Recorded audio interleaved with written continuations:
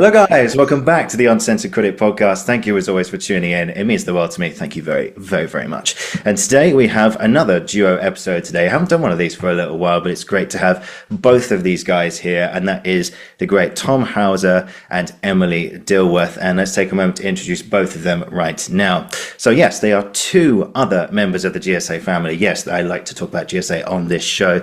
Ones that I was proud to share the year with when I was there. And since then, they've gone on to achieve great things themselves. Let's take a moment to look at both of their CVs. So Tom, I'll start with you. So Tom graduated in 2022. He can be seen as a regular as the role of Deputy Commissioner Miles Irving in all 6 of the Sony Liv streaming series, The Walking of a Nation, by multiple award-winning director Ram Madhuani. Sorry if I've said your name wrong, mate. Other TV credits include many across Iceland and Entrapped for Netflix. For film, he has appeared in When the Light Breaks, which made it to the Cannes Film Festival in 2024, and voiced various voices in the Icelandic dubbing of the Emojis movie. And check out his website also for one-to-one sessions, helping you with audition technique and advice for drama school. And on top of that, he's also a skilled rap artist as well, and also featured on the Fever Dream European tour. And last but not least, Emily. Emily graduated also 2022 and recently completed the F.I.T.D, which was a short film executive produced by Romesh Ranganathan, again, sorry if I said that wrong, in association with the Soho House. And her stage credits include Queen Elizabeth and Lord Mayor in 2 productions of Richard III, as well as The Glitch, Pretend, The Shadow, By the Grace of God, Lady Macduff, and Hedda Gabler, including The Laramie Project and The Homecoming. And she is a highly skilled in stage combat, horse riding, and horse jumping. And of course, both of them shared the stage in the Welkin at GSA back in October 2021, which I was lucky enough to see. And it was, and I'm not just saying this because you're here, guys, it was one of the best shows I've ever seen. And we're going to talk about that play in a much more detail much later on. And Tom played Mr. Coombs and Emily Elizabeth Luke. So without further ado, guys, welcome. Right. Thank you. How are we? Good. Very well, thank you. How are you? Yeah, very good. Very good. Thank you Good. both for your time today. I really appreciate it. So we start at the beginning. So Em, I'll start with yourself. Where did it come from, the love of acting? There was a definitive moment, but it wasn't always as elegant as some people have. I was an incredibly shy, timid child, and not very good at socializing. And one of my friends, her mother had put her into drama classes. I was talking to my mother and said, I think it'd be actually really good for her. Why doesn't she give it a go? And I was probably around 7, 8 at the time. And my mother sort of went, there's nothing to lose, really, is there? And it was through my school. It wasn't an external specified drama club. And she put me in there. And then that was just kind of it. Something clicked in there that wasn't clicking elsewhere. And it brought something out of me that no other avenue really had given the chance to come through. And it was the one thing that I could be like confidently say, like, oh, I'm good at this. And that was a rarity as well back then. So that is what motivated me to like carry on with that and explore it further, is that it's something I could actually like stand in my glory for and be there like, no matter what other people say, this I'm good at. This I know I can do, achieve things in. Brilliant. Tom, same question. Yeah. It's so funny you call me Tom. I'm so used to it's so funny which one do you prefer, Tom or Thomas? Which one? Like I whatever you want, but like Tom when somebody calls me Tom, I'm like, what? But yeah. Okay. But no, so for me, like it all came through like originally through like cinema. My love for cinema. I used to growing up, I watched so many films, and I always wanted to be a film director when I was very young. But then I was in a school musical when I was 15. I played Kiniki in Greece, and that just kind of changed my life. I remember being on stage, like being in the rehearsal process, and just being like, "This is so much fun." Like, because I played football, I used to play football for like 10 years and I never really enjoyed it. But I found that enjoyment that was lacking in football in on like in acting in rehearsals, and I was like, oh my god! And then you can get paid to do this. Yeah. And then when I was on stage in front of like a full crowd of people, and like they were reacting and laughing and all that stuff, and I was just like, I kind of found the meaning of life. So I mean, so after that, everything became really streamlined for me in terms of that. Like I started strategizing things that I had to do to for my career. I started, where I'm from Iceland, so like there's only one drama school here that only 10 people get into every other year. So well, 2 years in a row, then 1 year off. So there's so I started looking around, and but then amazingly, I was so lucky to get into GSA after a few years of auditioning, which is obviously a really tricky process, as we all know. But yeah, so so it was just that never looked back after that moment, Yeah, insane. Brilliant. So, of course, we shared the three of us time at GSA, as you mentioned both there. I mean, it was just an amazing time. We learned so much. And of course, actually, one thing I wanted to get in as well is that when you guys started, it was all it was normality. It was, you had regular training, you had everything you were allowed in the room. And then suddenly, am I right thinking it's like pretty much halfway through your first year, it was suddenly COVID hit and it was boom. And then suddenly, what was the experience? Were you guys told to go home? Did you just do Zoom? What happened? Do you want to go first, Emily? Yeah, I remember. I know that was second year because it spanned over 2 years. It was the end of our first year into the first half of our second year. Okay. And I remember in our second year, we'd been back in school. And I think we got an email on New Year's Eve from the school saying, hi, you're not going to come back after New Year. And bear in mind, we're all due to be back in like 6 days' time. And I cannot. Just a bit of strategic advice: don't send an email out New Year's Eve. No, with that kind of information on. Do you know what I mean? And I dread to think what Dom Rouse. Not good timing. I dread to think what Dom Rouse, who at that point was the head of acting, what his inbox was like. Then, with like all of us emailing in, being there, like, what do you mean? What's going on? What's going to happen? But in the first year, when it first hit, I remember it was a bit of a slow burn, and it was this thing that was happening. Obviously, began in China. We're going, oh God, that sounds intense. And there was definitely one person in our year who had COVID 100% really early on, because they were going, I feel awful, like I really am not well, but I don't know what it is. It's not cold, it's not quite flu. And we were like, maybe just burnt out. It was definitely COVID. And then I remember very distinctly, we were in rehearsals for Hedda Gabler at the time, which was our second term, and people were dropping like flies, and it was sort of, we were aware that we were going to go into lockdown. We just didn't know when it was going to happen. And our tutor couldn't come in, and it was our final day of rehearsal for when we were meant to be presenting the work, and he couldn't be there for whatever reason, and the rest of us were just sort of there standing a bit like, oh. And I went, okay, so let's just go do the play. I went, what? I went, well, we've got the let's just go do the play, let's just do it. And we did, and we went down and we did the play. And I think that was very important because it was one of the last times that we were together for quite a long time. Yeah. And then I think we spent the entirety of our third term in first year on Zoom, which was animal studies, Shakespeare, solo dance, and voice classes as well. And Stanton. That was second year. That was second year. But yeah, animal studies was done entirely then the first year on. Was that second year? Animal studies was first year. Animal studies was first year, and solo dance, and all of our Shakespeare module was done over Zoom as well. Yeah, Ouch. it was. Yeah, it was a tricky time, but like the way a lot of us like thought about it, rationalized it is like the whole world is going through it. So it's like, I always thought like I'd rather be in drama school in a safe, protected environment rather than being in the industry. Yeah, big time.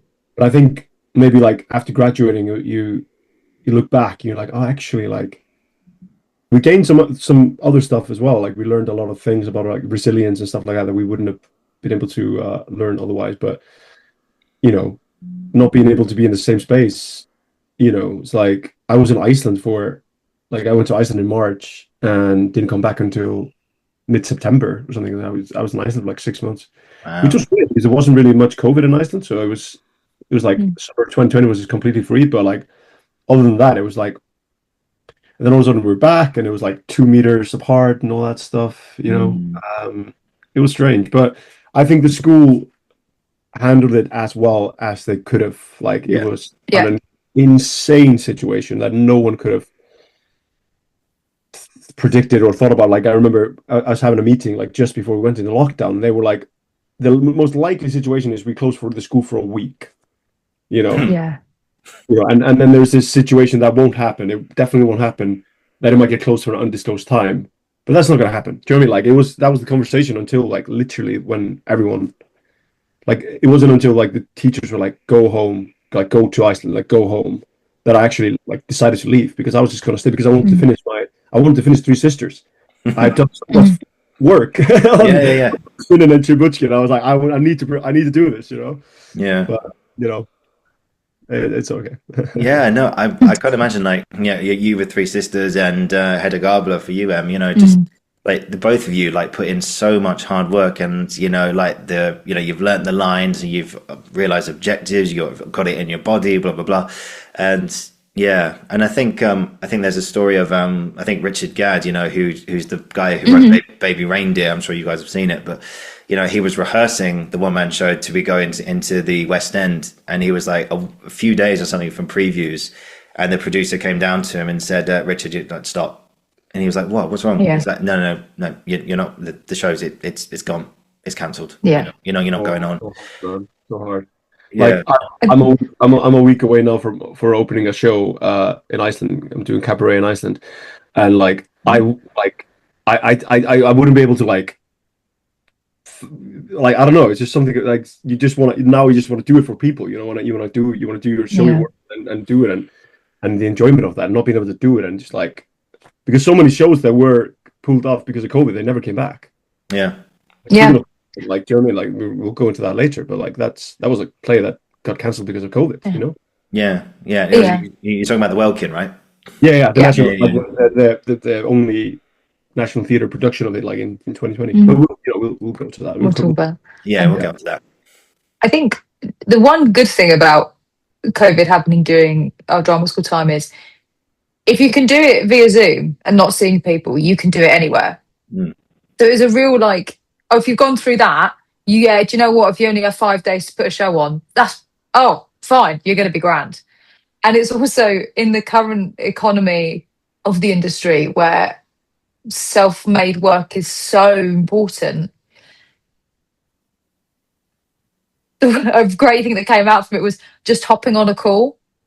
We've just finished a show, this company I'm part of, and while we were very lucky, all of our rehearsals were in person, all of our pre-production meetings were online, which I don't know if we'd have had that attitude about it if we hadn't have gone through COVID, if that makes sense. Yeah. Because it's like Zoom and Google Meets are so accessible. It's there like, actually, we need to talk through the stage plan. And rather than trying to lining everybody's calendars, do you know what? We all have an hour here. Great, let's get on Zoom and let's talk about that in person. So I think, those are the good things that came out of having to do that time online while training. Yeah, I think it was like the Zoom kind of explosion, really, wasn't it? And of course, I've used Zoom for these recordings and stuff as well. Yeah. So it's not a bad thing, but I think a lot of people said, "Do you know how many Zoom quizzes we did that Christmas? How many times we stared at a computer screen? I know everyone's experience of lockdown was different. I know some people had really bad experiences. So, we're very lucky now to be where we are, on the other side of it. But I think I've talked about it on here before, but I deferred my place. So I got in and they said so I got in 2020, April. And then they said that we're going to push the course to January 2021 because by then we should be in the clear. And of course we were not. Right. And so I thought, okay, so I did it for about 3 weeks. And so, I mean, credit to everyone like you guys for sticking at Zoom for the time that you did, and trying to do Shakespeare and voice classes on Zoom was, to be frank, it was a bit of a nightmare. And Yeah, I was reminded of there was two people doing the balcony scene from Romeo and Juliet, and one of them go, "But soft, would light through yonder window." Right? You're like, oh, for God's sake! There we go.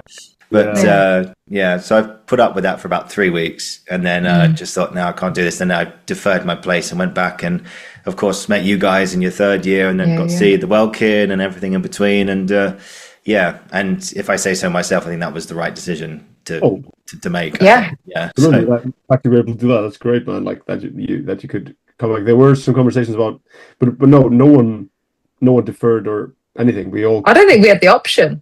You Because we were already like because we were already at the end of our first year, like when it went properly into lockdown. Been lockdown. such a mess if Yeah.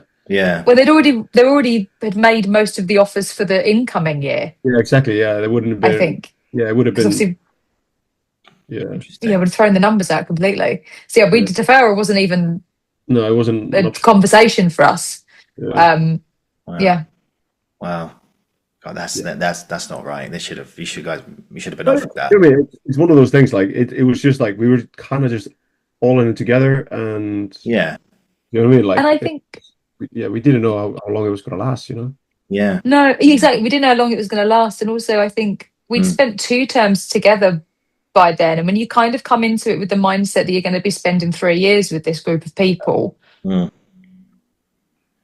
I think it would have been really. I mean, there's also the worry that if one person had deferred, everybody would have deferred, and then they'd have had 2 lots of first years coming in the next September, which would have been a nightmare. Because I now sit on the panel for the foundation intake at GSA, and so I don't even want to think about what it would be like having 2 lots of first year coming in. I think it'd be quite crowded. I think, just purely from a space POV. And then when you get to third year, you've got 2 loads. I mean, Rose Bruford did it when they took Aula on. They had 2 lots of, when Aula went under, Rose Bruford stepped in and took the third year students and so they could finish their studies and their training. Yes. But then, of course, you've got 2 loads of third years doing shows and showcases in third year. So it becomes even harder logistically to organise that, and when third year shows were already a tricky thing to select, as I'm sure we'll talk about later when we talk about how the Welkin came up for GSA. So and I think once you have got that mindset of these people I'm going to be spending 3 years with, like fast and really deep friendships had formed then. So I think it was that I'd rather see this through with these people than sort of try to go back to where I was, if that makes sense. Yeah, no, I completely hear you. Yeah, no, it makes sense, and it was a weird time for all of us, but we made the most of it, and we live to tell the tale more than anything, which is good. We can say we survived. It's a bit like Lord of the Rings, because I heard for Helm's Deep shoot it took about I don't know how many months, but it was like a lot of time. So the crew actually got every supporting artist a shirt that read "We survived Helm's Deep," and wow, that's so good. Yeah, it's like we survived GSA and COVID. I don't know, but part of the process anyway. But that aside, so if we take COVID out of the equation and zoom out of the equation and everything, just for this next question, so what would you say was the biggest difference between you both from day 1 of GSA to the last day? That's a crazy question, man. Do you want to go first? I can.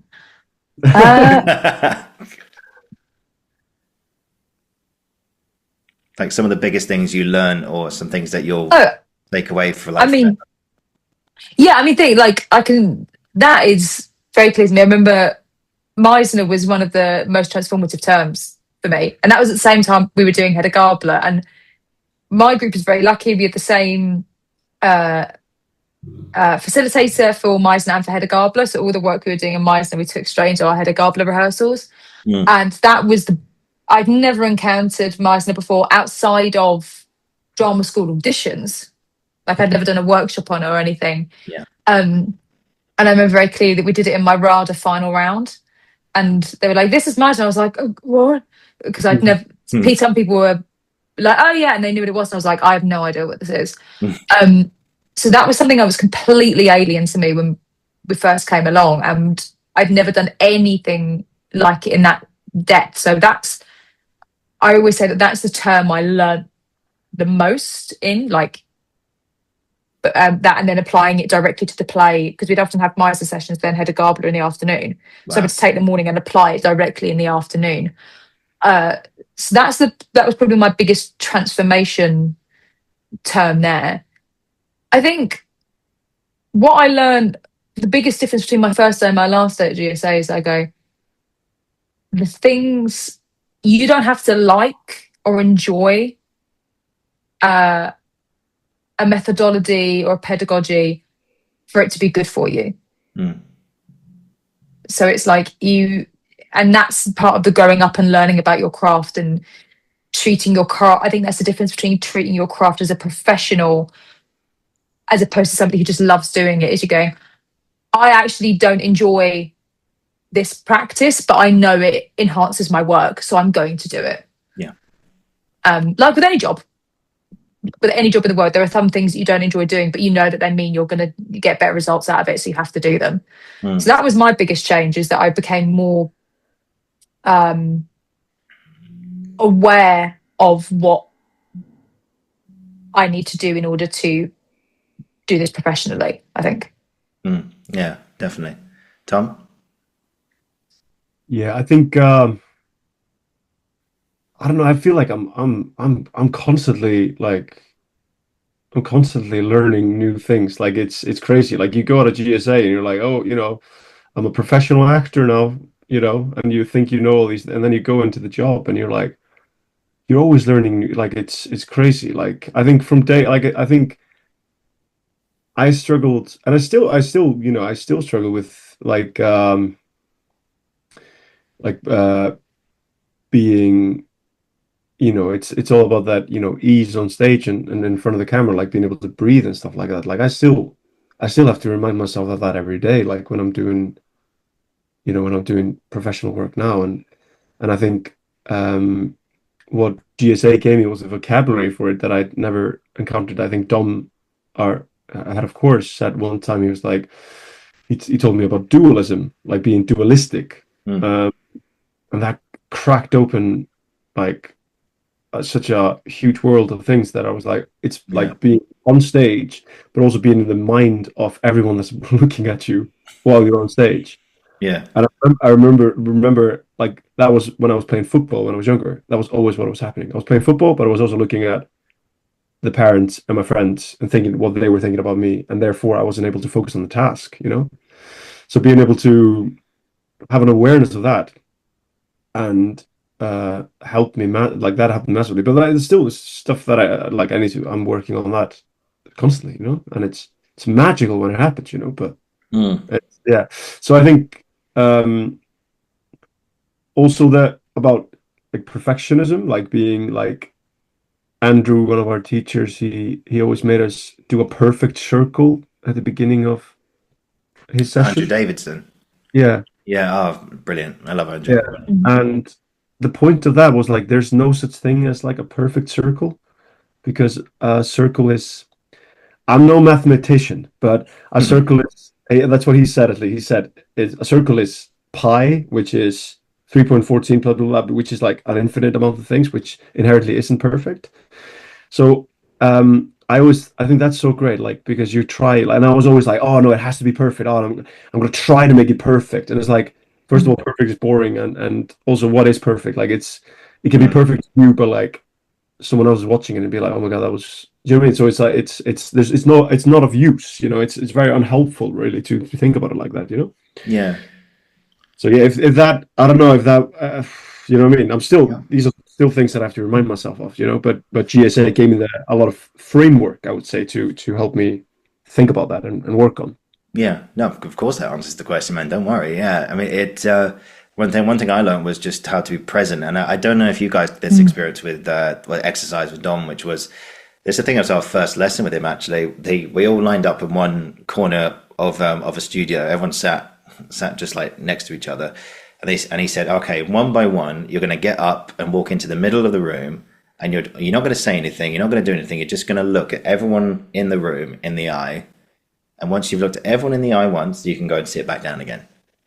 Did you ever do that? I don't remember. I don't think Probably. so. Yeah. I mean, probably. Probably, yeah. Bit of a blur. It sounds familiar. There's a lot of sort of sitting on the edge of the room and getting up into the middle of the room and doing something and then going back down.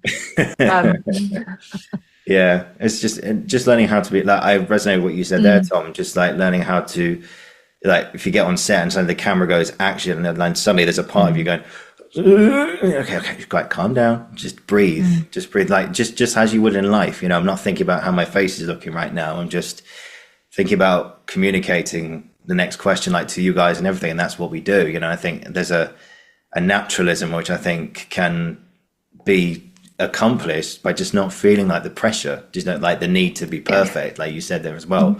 You know, and just, you know, nothing's perfect in life. So no, that's exactly, and it's like acting is like when acting is when you just do the work and you're able to do the work without all the faff around it. It's the easiest thing in the world.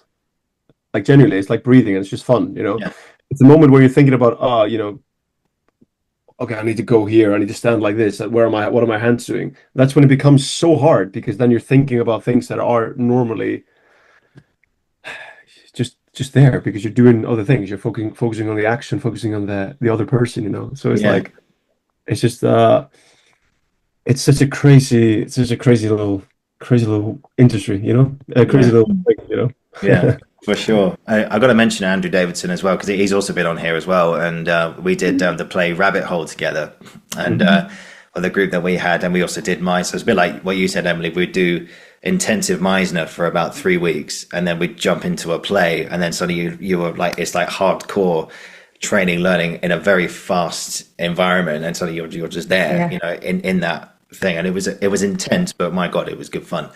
And one thing I learned really was just to listen to the scene partner. And I'd never really thought of that before. Just really listen to what they're saying. And suddenly the reaction becomes a lot more organic and a lot more fluid and not much more human and easier to access as well, more than anything. Because if you play, you can't play listening to somebody, because it just looks ridiculous. And you're just going, you're not listening. You're just pretending to be listening. You're like, fuck off. Anyway, so you know, that's what's all part of it. Just listening to the scene partner and feeling that present moment, I think, was a huge thing. I think that I'll always be grateful for Andrew and for his lessons there. And I think, that was a real breakthrough for me, those lessons, for sure, definitely. Yeah.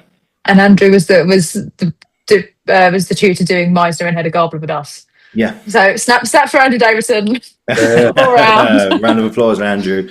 Always, I've got loads of time for him. Yeah, and me too. Yeah. Everything in between. Yeah, I don't know if you remember, like, we all stood in a circle at the beginning. Then he'd always like encourage us to shake our bodies out. You know, shake off your morning routine. Yeah, if you've probably woken up, your alarm's woken you up for the 6th time this week or anything, or you've had a shit breakfast, but you've made your way here. Now just shake it off. We're ready to work now. We're not bringing any outside noise in here, which I thought was really nice.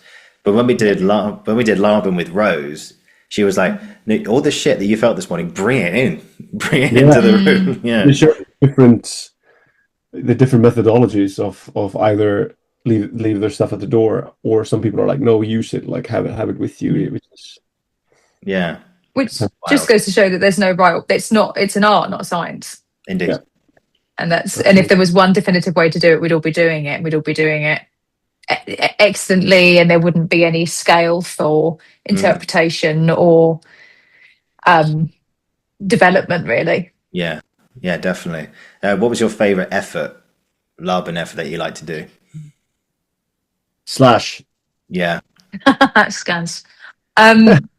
Yeah. I mean, again, it's this whole like, what's my one I enjoy the most, or the one that's best for me? Because both. Yeah, I love doing a glide. I'm there like, oh, what bliss it is to be in glide. No, but I agree. Actually, the ones that are probably the most useful for me are either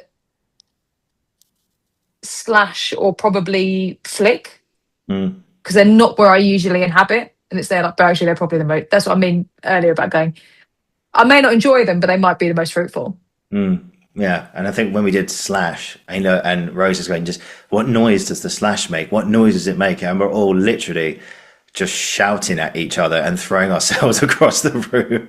And I just thought, I remember one person saying one time, if our parents just walked in right now and see what we were doing, they'd probably think we're bloody mad. And I was like, yeah. That's what. Speaking of COVID, like I was doing animal studies in my mum's living room. I was playing on. I was doing a polar bear eating a. The seal was a baguette, and my mum walked in, and it was just. Do you know what I mean? Like that's the nature of the game, I guess. That was the only moment where I really thought I was thinking about my choices in life. Oh, that's unfortunate. You just walk in like, it's all for the art, mother. And she goes, you're eating a baguette as a polar bear. It doesn't make any sense. Oh dear. Anyway, you'll never understand. But no, it's I look back on that time and it was just incredible. And I think it's really refreshing to hear that you guys had a bit more of a hindrance with your training with COVID, but you still found the joy and just the enjoyment of it and everything. You still come out of it like with your heads held high and everything, which I think is really, really commendable, I think, to both of you, I have to say. Yeah. It's good. It's really good. And of course, while you were there, you also did a number of plays, but one in particular, which was this one. Hey. Yes, The Welkin by Lucy Kirkwood, which was on in Pat's studio, which I remember, if my memory serves me right, during October of that year. So things were starting to open up, and we came to see a show with no distancing, no rules. Everyone was allowed to hug each other. Everyone was allowed to be with each other in the room. And you had this was a big ensemble piece as well. It was 12 women. And 2 male characters, Mr. Coombs, and of course the other.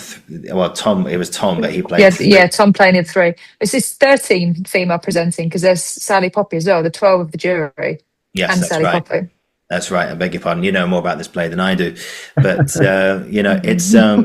Honestly, we've just got to mention there, I know we talked about this just now, but it was on at the National in January of 2020, and sadly, it was before a recording of it could be made. The production had to be taken down because of the pandemic. But however, Emily, you saw it before it closed. I did, because it had Maxine Peake in it. Yeah, and I've always loved a period drama, and whatever inspired me to get on the National's website then, I saw period drama, Maxine Peake, yes please. And I had no money because I was a student. So I texted my mum, who also enjoys Maxine Peake, and I went, do you want to go see Maxine Peake at the National? Hedging my bet that she'd say, oh, go on then, tickets can be my treat, which she did. So it's the last thing I saw before everything went into lockdown. Wow. On at the Olivier. And I mean, how in detail do you want me to go about this? Because I could wax lyrical about this for hours. Go ahead. I went to go see it, and it's the closest thing I've had to like a religious experience in the theatre. And without giving, I don't know if we're doing spoilers or what, I don't know. It's the play, I'd never seen anything like it on stage before, where there are so many female presenting people all at once, all bar one, but for a very good reason, speaking and having different opinions and personality. And the thing that I thought that blew me away by it is she has a man on stage the entire time and he barely says a word. And it called back so much to me I'd seen Ruth Wilson's Hedda Gabler a couple of years before, and there was a maid character in that who's on stage. The director made it so that the character's on stage the entire time and barely speaks a word. And it made me go, how many times have I watched a female character in a sort of like serving position be on stage and not speak? Yeah.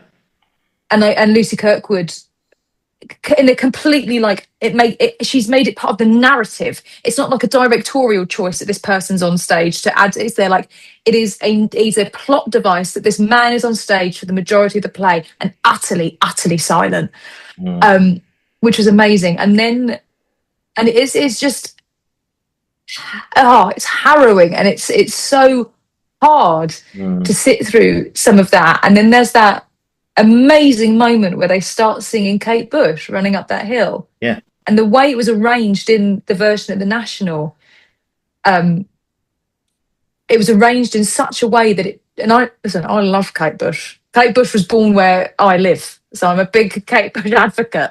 Yeah. It took me a minute to realise what the song was because they'd arranged it in the style of the 1700s. And then when I clocked what it was, I went, and it was like I couldn't believe it. And they sing this song, and it was so prolific because when you go to the theatre, the majority of the audience is white, and like statistically, and there tends to be a more female-leaning demographic in the audience. And this is a play where you go, actually, every woman, even like, has some resonance with this because she's put so many different narratives of femininity and lived experience as somebody who's been raised as a woman on stage. And then at the end, when Mr. Coombs comes in and does what he does, and it's all in vain. Yeah. And she's going to die anyway. Yeah. It's like, and I just think it's such a beautiful and well put together allegory, yeah, of what it is to be raised as a woman in society, in that no matter, you can play by the rules, or you can be a good girl, you can do what you're told, or you can completely rally against that. And no, the system is so against you. Actually, sometimes it's other women who want to see you suffer and your downfall. Yeah. Yeah, and it didn't get recorded, which. Yeah. But yeah, I came out of it, and I ended, and I immediately was on my feet giving claps. And I'm very stingy with getting on my feet at the end of the play. I think we're not to bring up the word pandemic, but we are in a standing ovation problem at the moment. I think we need to be more reserved with them. Not everything can be a standing ovation. No. And it was a genuine, heartfelt standing ovation from me. And I mean, the production value was also incredible. Yeah. It was just obviously in the Olivier, just this huge white stage, this expansive room. And then I came out, and Don Rouse started saying to us, guys, if you want to start thinking about your third year shows, like, let me know what plays you'd be interested in. Let me know what your sort of things you'd be interested in. And I went, the Welcome by Kirkwood. It's got 13 parts for female presenting people. And then every time Dom asked that question, I'd bring it up. And whenever he'd step outside for a cigarette and was having chats with people, I would bring it up. And then when we got notification of what our third year shows were, I couldn't quite believe that he'd managed to get the rights for it, and that he was doing it because I'd asked him to relentlessly for 2 years. But yeah, it's really interesting because I didn't look at the reviews at the time, so I was there like, it's that's theatre, that's the pinnacle. And also we went into a pandemic very shortly afterwards, so I was rather preoccupied. I then looked at the reviews years later, and a lot of people were like 3 stars, 3.5, 4. Yeah, oh, great, but this, yeah. A lot of men, but it was a lot of men. Oh, of course, not all of them, but a lot of the reviewers who felt like it was lacking something, or didn't quite hit the nail on the head with something. A lot of them were from male reviewers, not all of them, but yeah, and that goes back to what we were saying earlier about it's interpretive, because that was a formative moment, not just for me as a creative, me as a person living. And some people were like, it's fine. And I actually, sorry, I'm tangenting here. Years later, I went to go see Joan at the National, because a pal of mine was doing the voice work on that. And one of the actors in that was in the original cast of the Welkin. And we were in the Swan afterwards having a drink, and she came over and went, "Oh no, well done, well done." And then I went, "I used to saw you in the Welkin," and I just want to say, like, that was one of the best. It moved me so much. And I thought it was amazing. And she went, "Oh really? Why?" And I went, Really? "What?" I was like, "Do not." But I think again, she's lived through the process of putting the play on rather than watching it. Yeah. Do you know what I mean? So it's there, like, she's probably had a very different experience Yeah. working with the play than it is from somebody who had no clue what the play was, other than Maxine Peake was in it, and it was set in the 1700s, and going along and experiencing it like that. Mm. You know, so yeah, everything's interpretive. Indeed, yeah, You know. and yeah. Unfortunately, the closest thing we've got to a recording is the trailers and the interviews with some of the cast that was recorded just before the pandemic, and I've watched all of them, and you know, there's a lot of because actually we'll get to that in just a second. We'll just give a little summary for anyone who's not familiar with the Welkin. I'll give you a little just a brief summary. I'm sure Emily's given you one just there, but for anyone who's not familiar, this is just a basic summary. So we will touch on some spoilers today, guys, just letting you know. So if you don't want to hear anything, just letting you know now, just to warn you. Okay, so the play, of course, was written by Lucy Kirkwood and premiered at the National in 2020. It's set in rural Suffolk in 1759, and a woman's life hangs in the balance, and 12 others must decide her fate. As Halley's Comet shoots across the sky, Sally Poppy stands accused of brutal murder and sentenced to hang. But when she claims to be pregnant at the 11th hour, the law requires a jury of 12 matrons to determine the truth. Dragged from domestic routines into the stark reality of the courtroom, the women must navigate justice, mortality, and the limitations imposed on their power. It's a tribute to women's resilience across the ages, and a drama about bodies, beliefs, and the many roles women are born to play. So it's a real, I remember watching it, and you're probably going to hate me for this, but I'm really sorry, guys, but I went to see the matinee of it, and I was running back from Guildford Town Centre, and I was 5 minutes late. And so I was that awkward person running in during a scene change, and I was just walking with my head down, going, sorry. Just get I think it's all right. Neither of us are on in the first scene, so you're fine. Yeah. On the second scene. Yeah, I just missed Tom Kitley's scene with Casey Emmanuel. Katie, yes, yeah. Sorry, guys, if you're listening. I'm sorry I missed your scene. But and of course, there came a moment where you, as Elizabeth Luke, Emily, and of course Tom, you are Mr. Coombs.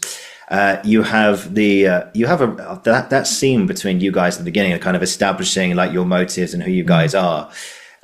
It was comic. It was full of like sexual undertones, and of course, it was just filled with this joyfulness. Yet it turned very. I don't know if sour was the right word, but it turned sour quite quickly towards the end because you knew what was gonna happen. And Tom, I have to mention your opening scene, your first appearance, because you have these washing lines just across there. And I think we were talking before we came on. It became an unexpected moment of comedy because the line was just there, you just poked your head up with your sailor's hat on, and everyone, the matinee crowd I was with, just went, meh, just as you walked out. Yeah, I think it was also because my hand was like the character's hand was broken, so I was always wearing my thing, so I was quite limited in terms of movement. So I think it was also just obviously at that moment, it's I think it might have been opening night or something where it was actually like when we realized it was a funny comedic thing. I don't know, maybe not. I don't know. I don't really remember, but I think what I do remember about the comedy of the show is like when you're rehearsing a show for 8 weeks or however long it was, 6 weeks or something. You do it again and again and again. You're focusing on all these things, on the drama, on the your character and all that stuff. And then all of a sudden, we got an audience in opening night, and they were howling, laughing. Like, do you remember that moment where Ida, who played Judith? I don't remember. Where it was saying like her character was telling a story about this carriage. I can't remember what it was, but it was. They were like the audience was like howling, laughing, and we were just all there like, oh yeah, this is fun. Yeah, we were on stage the whole time, so we didn't go off and be like, oh my god, they were laughing. Do you know what I mean? But we were just all like, we kind of looked at each other and being like, all right. So, I mean, because you never know. You never know with a show. Like a rehearsal process is long and tricky and ups and downs and all that stuff. And then you don't know until opening night if it lands with an audience, you know? So we did, you know, we weren't in the rehearsal process being like, oh yeah, we're doing this all monumental show. Do you know what I mean? We knew it was an important show and it was an important message and all that stuff, like what we were saying, but you never know how hard it's gonna land, you know? Yeah. And I think and there's how would you describe the relationship between the two of you? Because of course the two characters are having an affair, and of course there's a brilliant moment, Act One, Scene Three. You realise they're having an affair, and I think one of your lines was like, "Well, where is your wife? She's in Lovescroft." Yeah. Yeah, she has no idea. Yeah. It's really because when I saw the version at the National, that scene was played from Maxine Peaker's Lizzie Luke was playing it with utter dismissal of him. So it's like, oh, I've told you this, it's over. But because it comes in, he's turned up with some flowers. And she's gone, I've told this, it's over. This is wrong. You're married. I'm widowed. Like, I'm not doing this anymore. Get rid. And she's sort of exasperated with him and done with it. And you feel a bit sorry for him. You're like, oh, he's trying and all of that. And then when we first came in for the first read of that scene, I'd interpreted it. I was there like, yeah, great. And then Sean, when the director, they said, oh no, I think, okay. Sean had a great phrase that I use to this day when I'm directing, when I'm working with my students. I go, is there a world in which I use that to this day? What an amazing phrase, because it makes the actors think, make go, oh, when your actor's doing something you don't want them to do, you don't want to go, we're not doing that. You go, is there a world in which this happens? And they try, and you go, yeah, let's do that. And Sean went, is there a world in which like they're actually really in love? Like she still really loves him. And I went, oh, yeah, okay. And then playing it like that was so different, and I think much more from a character POV, from actor POV, much more interesting and deeper, particularly with what happens later on in the play. So I think the relationship is one of, and again, when it's the whole thing, it's about women's bodies, and it's about or female bodies, and it's about the constraints that are put on them. Because she's a widow. She's got at least one child. We know the text tells us that there's at least one child. She's a midwife, and yet it would still be taboo if she was to be having some kind of non-platonic relationship with a man. The fact that he's married is another layer into it. Yeah, but it's like actually she still can't be seen, like her job is on the line, not just like her, or what people might say about, like she will lose her job, she will lose her social standing, she will lose the respect she has garnered, because people will think that her morality is linked to the expression of her sexuality, even though it's what she's doing in private in her own time. It's the play, like you said, that it's a big commentary on. I think some of the actors were in the national videos were talking about it as well. It's like, you know, I'm sure, maybe, I don't know if you heard this the night you went to see it, but there's the roles of women, obviously, between 1759 and to this very moment now, obviously it is very different. You know, in 1759 they were told to stay at home, you've got to look after the house, you've got to do the washing, you've got to make sure that if we have children, make sure they're fed, you've got to make dinner for the men who are out at work and then come home later, and then, not to be blue or crude here or anything, but satisfy them in case they needed, if they wanted some kind of sexual gratification in the evening, and they didn't have any say in the matter. And you know, it shows that, whereas to now, of course, female empowerment and the power of this play giving voice to females, and having Mr. Coombs, I think particularly for the majority of the play, other than you've seen at the beginning, Tom, where you have to just stand there and just observe everything. And of course you have a bit to do at the end, which we'll get onto in a second. But I want to get this in now actually as well. Not only is it just showing like how, in a way, how far we've come, but in a way how some things are still quite similar. if that makes Yeah. sense. Yeah. Would that be a fair assumption? Yeah, I mean, particularly with the rise of things like trad wife coming back, and America's politics at the moment, which is seeping in over here. The thing that the play does incredibly well as well is brings child rearing into that's like the forefront of the conversation. Sally Poppy's pregnant, and therefore she cannot be sentenced to death because there's another life inside of her. She's a blessed life. That's the thing that saves her, is this unborn child. Yet at the same time, it's actually, once the child's born, they'll kill her. Once the child's alive, there's going to be no care for it. It's not pro-life, it's pro-birth. And then you've also got another character who suffers from infertility, and it's a great source of grief for that character. That character bears a lot of it desperately wants a child and can't have one, and that's a conversation there. You've got older women in the play who've had many children, and are sort of they've got a very different relationship to child rearing there. And then you've got, and I think I was interested, I was reading something about this the other day, and people were commenting going, this is just a plot point that's picked up and put down and never addressed with. And I very much disagree. You've got the character in there it's revealed is actually a lesbian. And it's all undercover and all of this, but there's the character who is pretending to be aristocracy and isn't, or pretending to be a well put together woman. She's been sent by her employer. There's one line, I think, in there that's there like, and I hear you share a bed with your mistress as well, don't you? It's there like, yeah. And it's and so that's a couple there who won't be child rearing in the very heteronormative sense, in the sense that neither of them can get the other pregnant.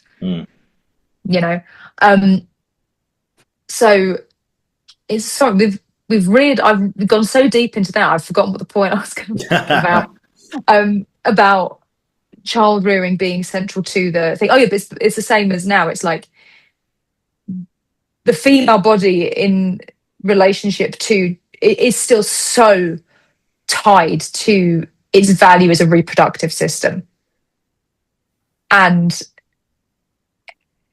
it's a catch-22 because there is so much attention on making sure that a uterus is preserved should you ever want to carry a child or not want to carry a child. But actually so much research hasn't been done on female reproductive organs, to the point that things like endometriosis have shockingly low research values into it. So that's still very much from the 1700s. They may not have had a word for endometriosis then, but we probably know a fraction more about it now than we did back then. Women's female bodies are almost in a lot of society valued directly in response to their ability to bear and carry children.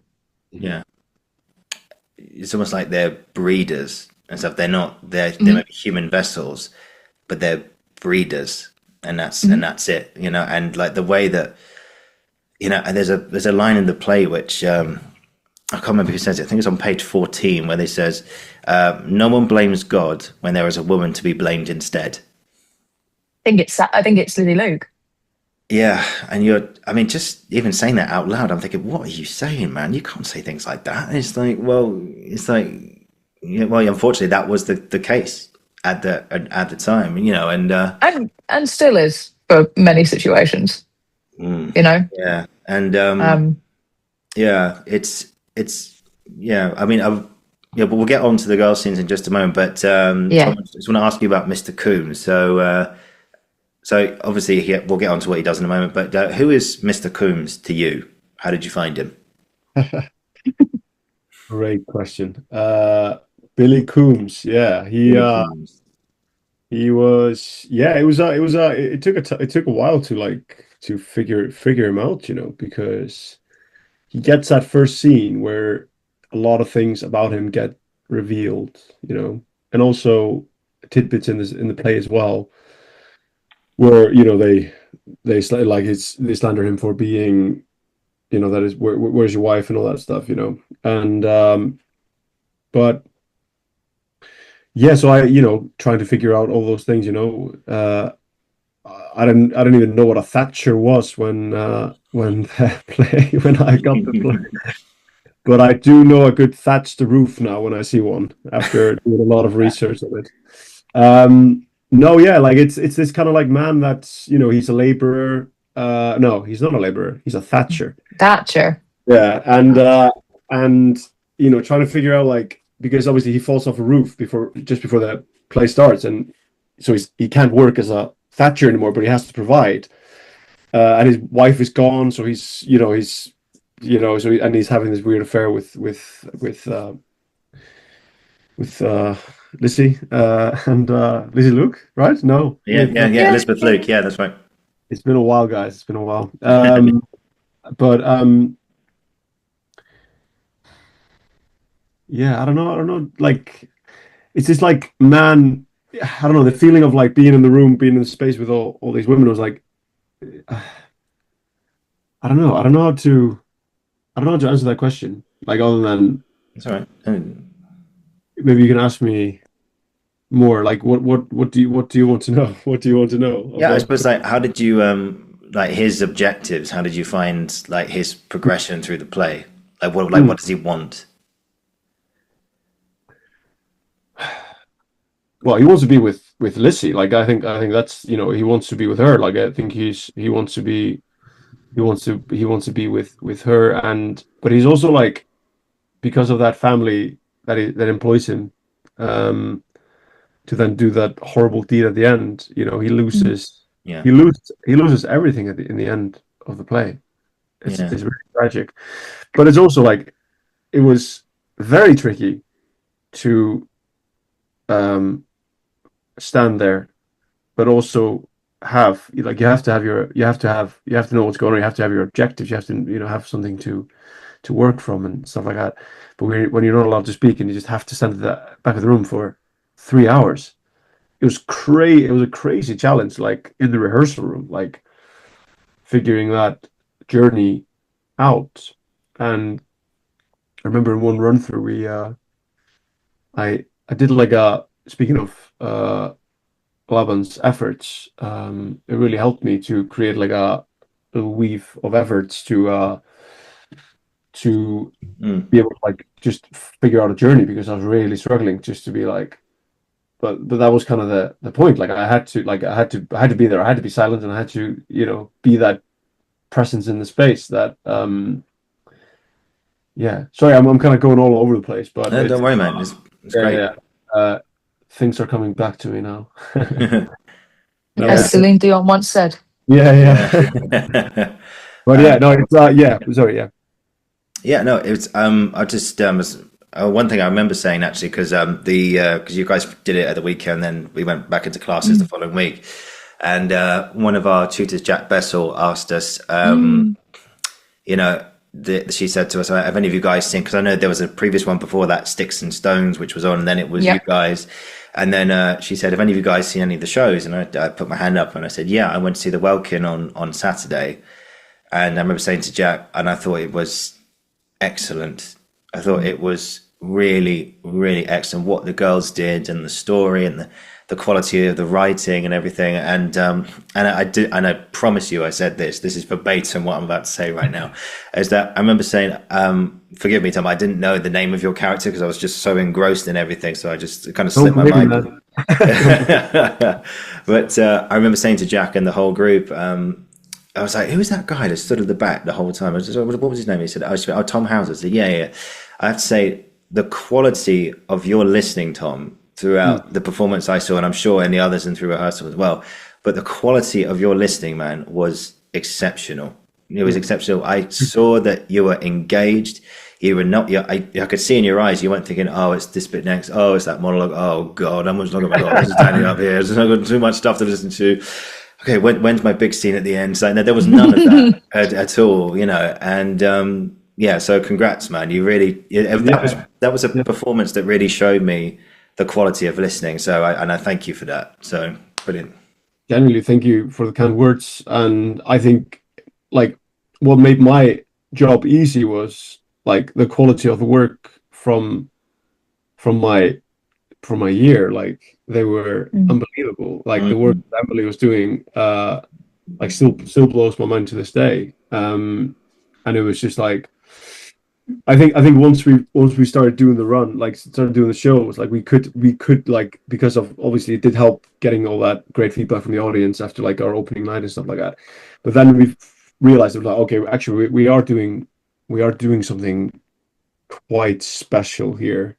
And then I think, and because it's a third year show at drama school, it's just gonna be those 6 shows or 6 or 7 shows, however many it was. So like you had to, not that if we were doing 8 shows a week of it, we wouldn't like, we would still do the work as well. Yeah. But like it was just like you could feel how rare that was and how special it was to be a part of that. Like, and I was so lucky to be a part of that because there were three third year shows, and like I wanted to be in another. Like there was another play against that the lead character was this tech mogul billionaire that I was really interested in playing. And I was like, okay, I really want to do that. Obviously, I did my audition for. I did a. Like we didn't audition. I want to say, I want that for the record. None of us auditioned. Yeah. You sent the monologue. You did a tape, didn't we? Yeah. You had to do tapes for each of the shows. Each show. Yeah. But they say, John Moran said, this is not an audition. I want you to get into the practice of taping, and we've already made decisions. We're just asking you to do this to make sure we haven't missed anything.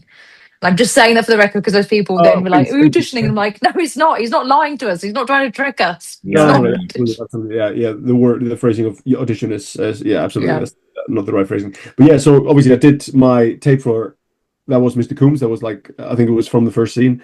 And I was always like, I think like no one, I remember everyone in the year was like, oh, this one is probably going to be Mr. Coombs, so this one and this one. Don't think anyone you're going to be Mr. Coombs.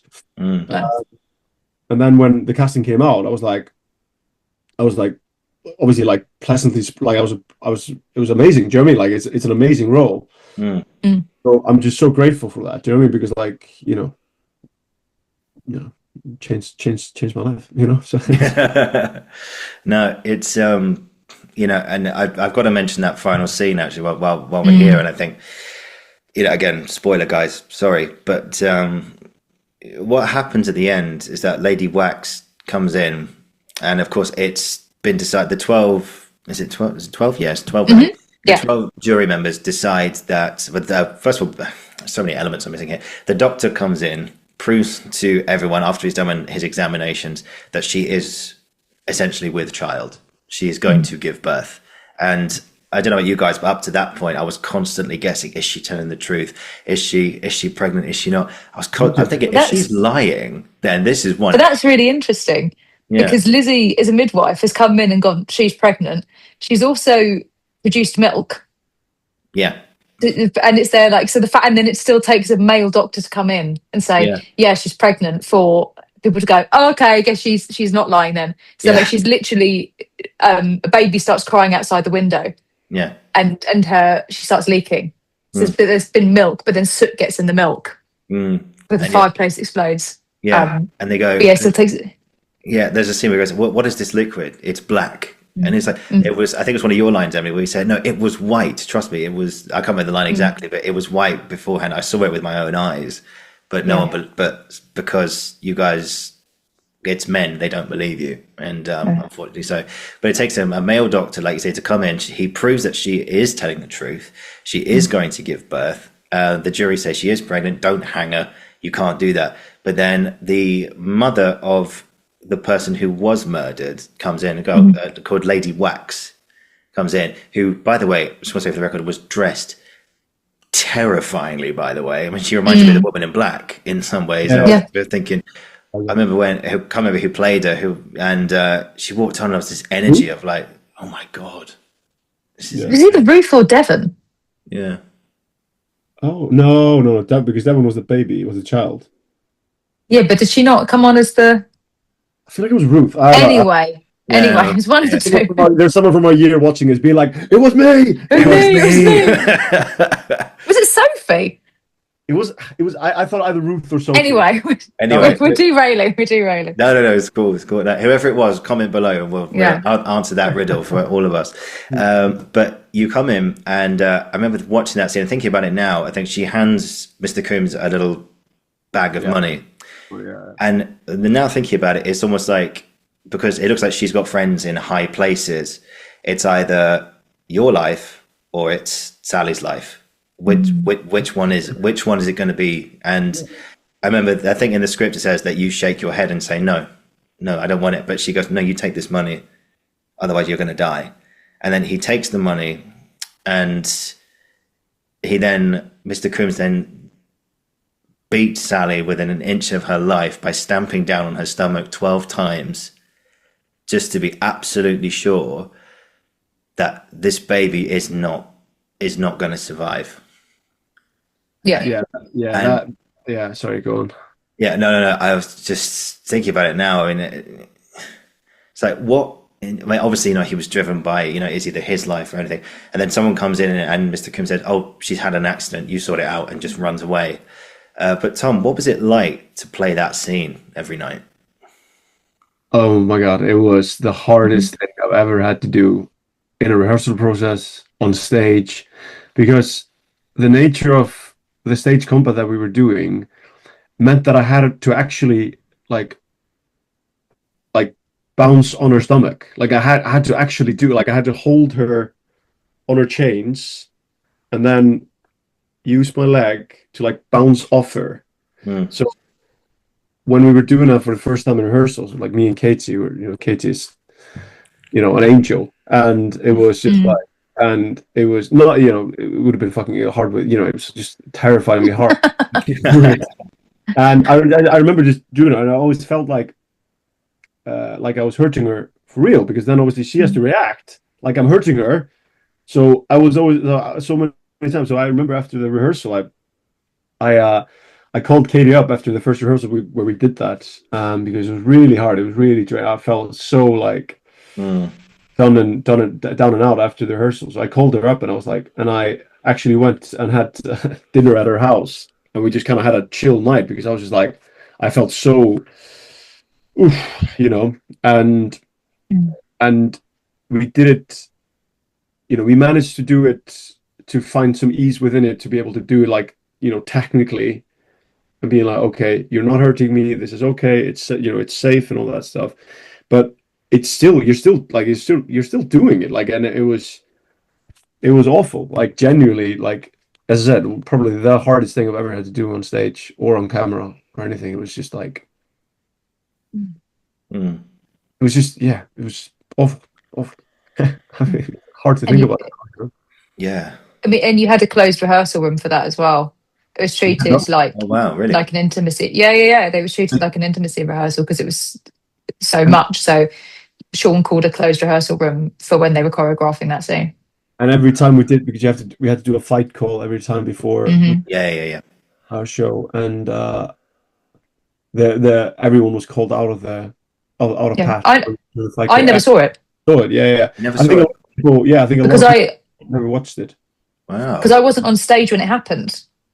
So nobody else was. None of the other characters were. So there was actually, I don't know what other choices the other actors made to watch it or not, but I think it maybe got to a point towards the end of rehearsal where you and Katie were happy for people can stay in if they want, and I never did. I never stayed in, because I was like, I have to come on after and see the aftermath, and it's deeply upsetting. And I was like, I don't want to watch it and be upset. Yeah. So I never, to this day, I never watched that scene. Oh wow. Well, we were in the show, obviously.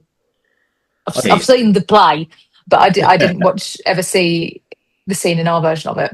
And even when I was backstage to come on for my next cue, I was turned away from the stage, so I didn't have to watch it. Wow. Yeah.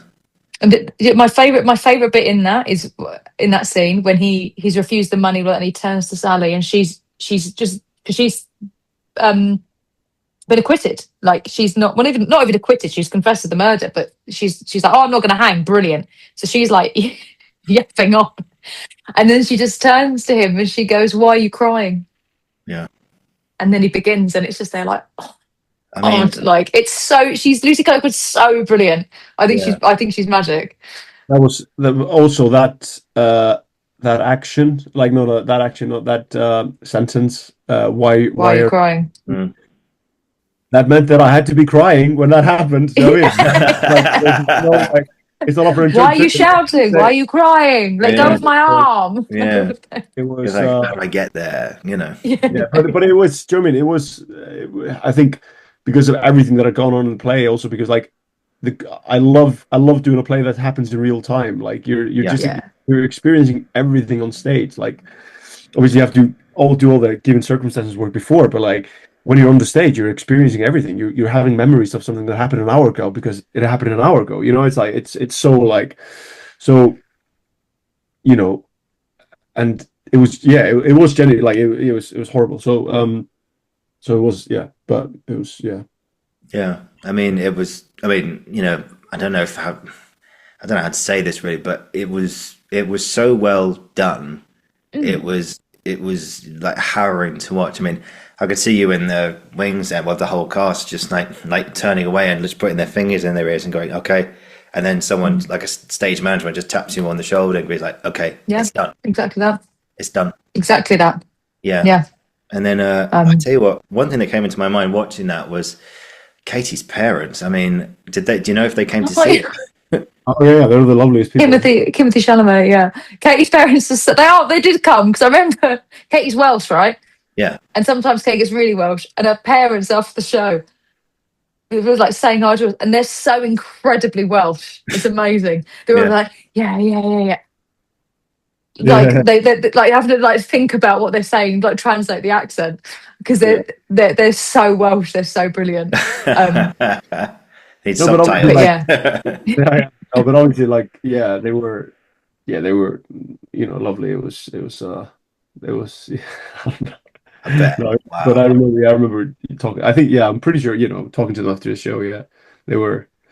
It was just, you know, quite special. I mean, it really was. I mean, it's funny because they treated it as an intimacy rehearsals. Yeah, I remember I did Widows just sort of just after you guys, and I had a whole fight call and stuff at the beginning as well. I had to get beaten up on stage as well. I've talked about this before, but and there was. So we did it. I remember the first time we showed it. I mean, our company was great. They said, "Does anyone want to see Ollie's fight? Anyone want to see it?" And the whole cast went, "Yeah." So everyone just stayed in the room. No one left or anything. They were like, "Yeah, go on, beat him up, Ricardo. Beat him up, Will." And I was like, "Okay, go on, watch it then."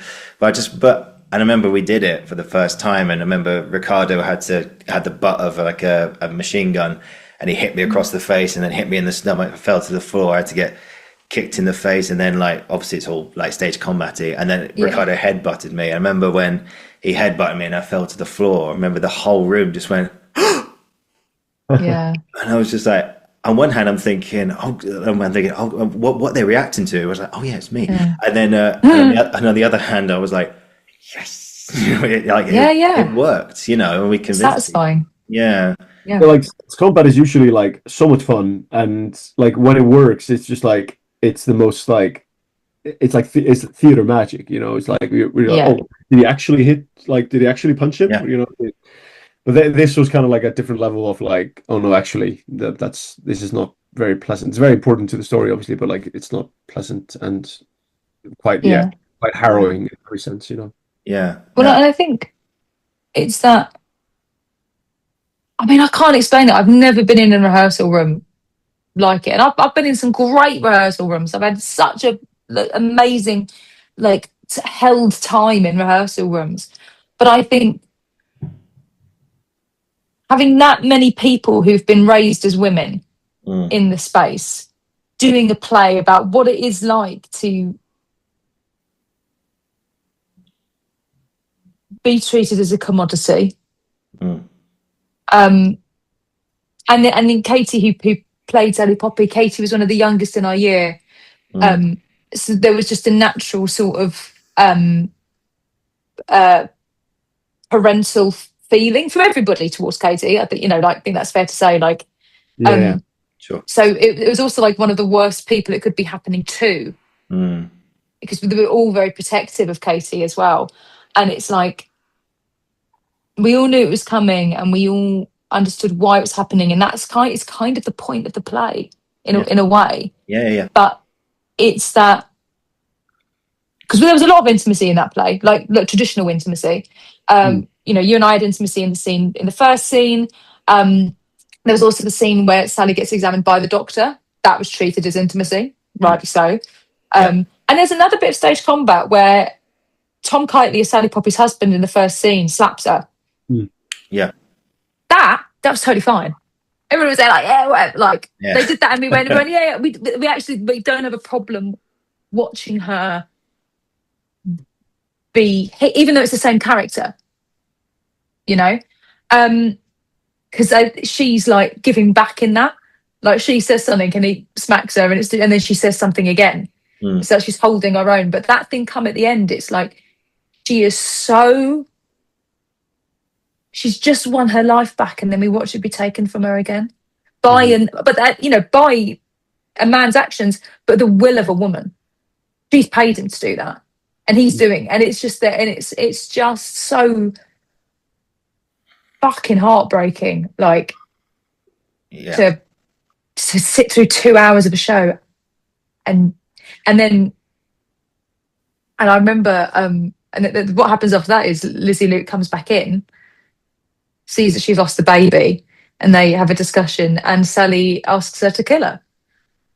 Mercy killing, because she's going to hang now. And she says, I can't remember the exact speech. She's like, I don't want to hang there with them all laughing at me and spitting at me. Do it now.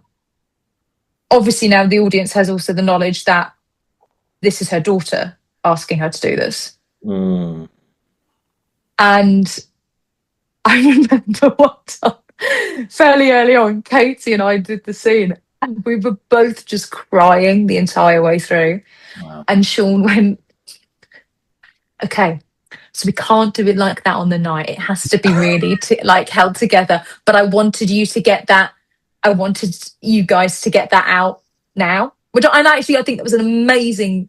I think Sean Lennon is an incredible director and handles actors in an incredible way.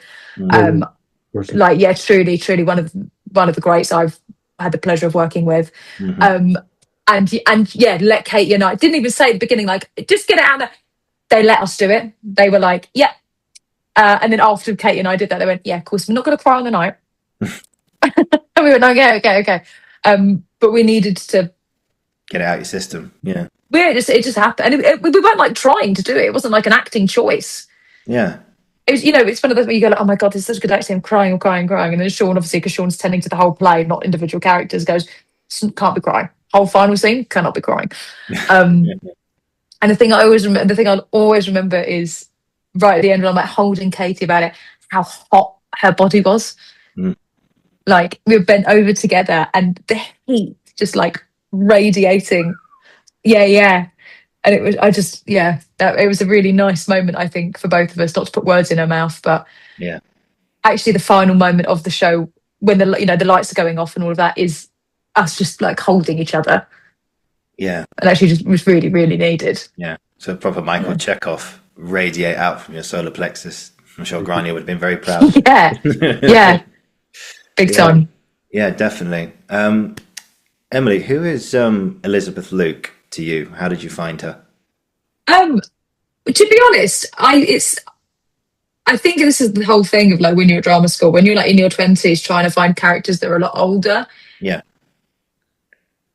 But not comedy characters, still in a sense of realism, is incredibly hard. And I'm not a mother. I certainly wasn't a mother back then. I think trying to find that, I don't think I found it, and I'm like happy to say that. Do you know what I mean? It's like there's something I couldn't grasp there. And I remember I watched hours of One Born Every Minute because she's a midwife, and there's a compilation of unmedicated births on One Born Every Minute. Mhm. And I remember watching that because I'm like, this is what she'd have been dealing with. Unmedicated childbirth, and being utterly like horrified at and it's just, there was this poor woman, like unmedicated, standing on the edge of her hospital bed, silent, and that was the scariest one.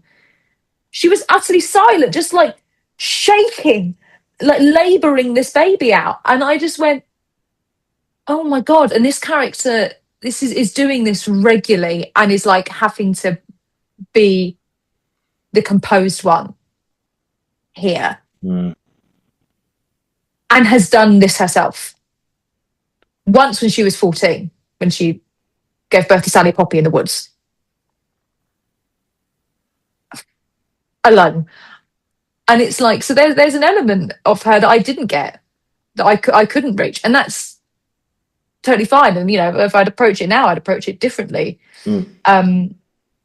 But I think, hate the phrase in the context of this, but like ahead of her time, in the sense of like she's more aware of the system that they live in than the majority of the other women in that room, because she's already suffered it. Like, she was assaulted when she was 14, fell pregnant because of that. Yeah. Had a child alone in the woods and had to give that child up because she knew her life would be over otherwise. And that was also, her job was on the line because it was at her employer's house that it happened. Yeah. And it's like, she says later in the play, she's like, this courthouse isn't for me, it's not for you, it's not for any of us. And it's there, and that's what I mean by ahead of her time. Like, she's already astutely aware of the injustice that they would all face by the mere fact that they are women, which I think some of the others don't understand at the beginning of the play. Maybe some of them don't at the end of the play. Maybe that's a choice that each actor has to play for that character. But that was something that I could tap into for her, is like, I remember doing that when I was at uni, not drama school, when I was at like university, is having this like political, social awakening of what it is to be in a female body in the world, of what it is to carry the history of that with you. So that's something that I could tap in with her. That's who she was to me. She was somebody who's like aware of the history and that living history within her by the fact that she has a female body. Somebody also who like she's a single mum. Her husband dies. I was my dad will hate this.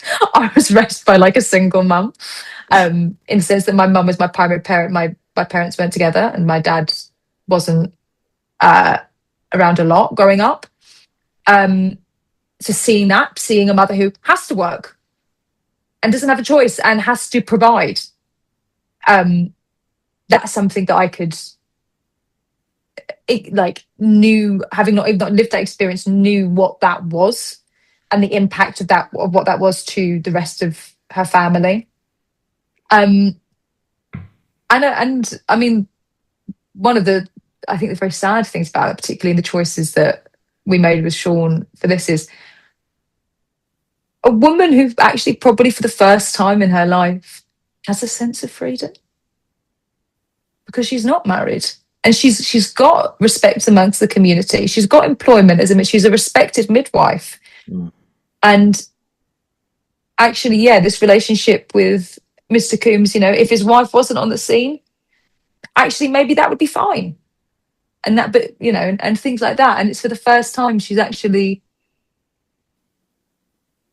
maybe getting a chance to live for herself rather than other people. And then that's kind of taken away from her when she goes into the courtroom and everybody's doubting her, and then and the other women trying to take her down, and then the reveal that she's not who they think she is, because she is Sally Poppy's mother. And one of the things I loved most about that is one of the older characters. It's not Sarah Hollis, it's Sarah Smith. Confesses that she's always known. Mm. She goes. Oh, I've always known you were her mum. Sarah And Hollis. it's like, Sarah Hollis, I think it is, because she has that big Yes. speech. Yeah. because there's the one that reveals that that she's Lizzie's mum, and then there's the other Sarah who was played by Ellie Casey when we did it, who's like one of the oldest women in the room, who says like, "Yeah, I've always known Lizzie. I've always known it," and it's there like actually that never impacted her view of her. And I think that's such a beautiful moment. And it's there like she's always known and she's never judged her for it. And also none of the choices she was making in that room were based on how Lizzie was interacting with her, if that makes sense. She was able to view her outside of this child who was forced to give birth against her will. As the woman she is there in the room trying to save this other woman's life because she's pregnant. So yeah, to me, she is a woman who, through experience, not academic intellect, has suffered the world that she is a part of and sees it for what it is and understands that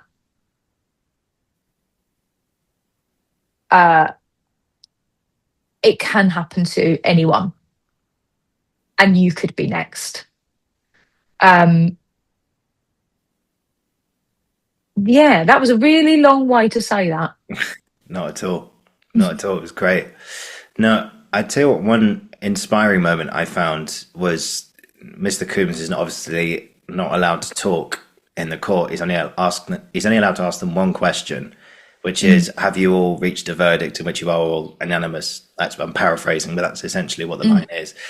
And I think at one point there's a fight that breaks out between Lizzie and another girl, and he actually, out of sort of a human, like because he's had a relationship with this woman, and he steps in and he says, "Are you okay?"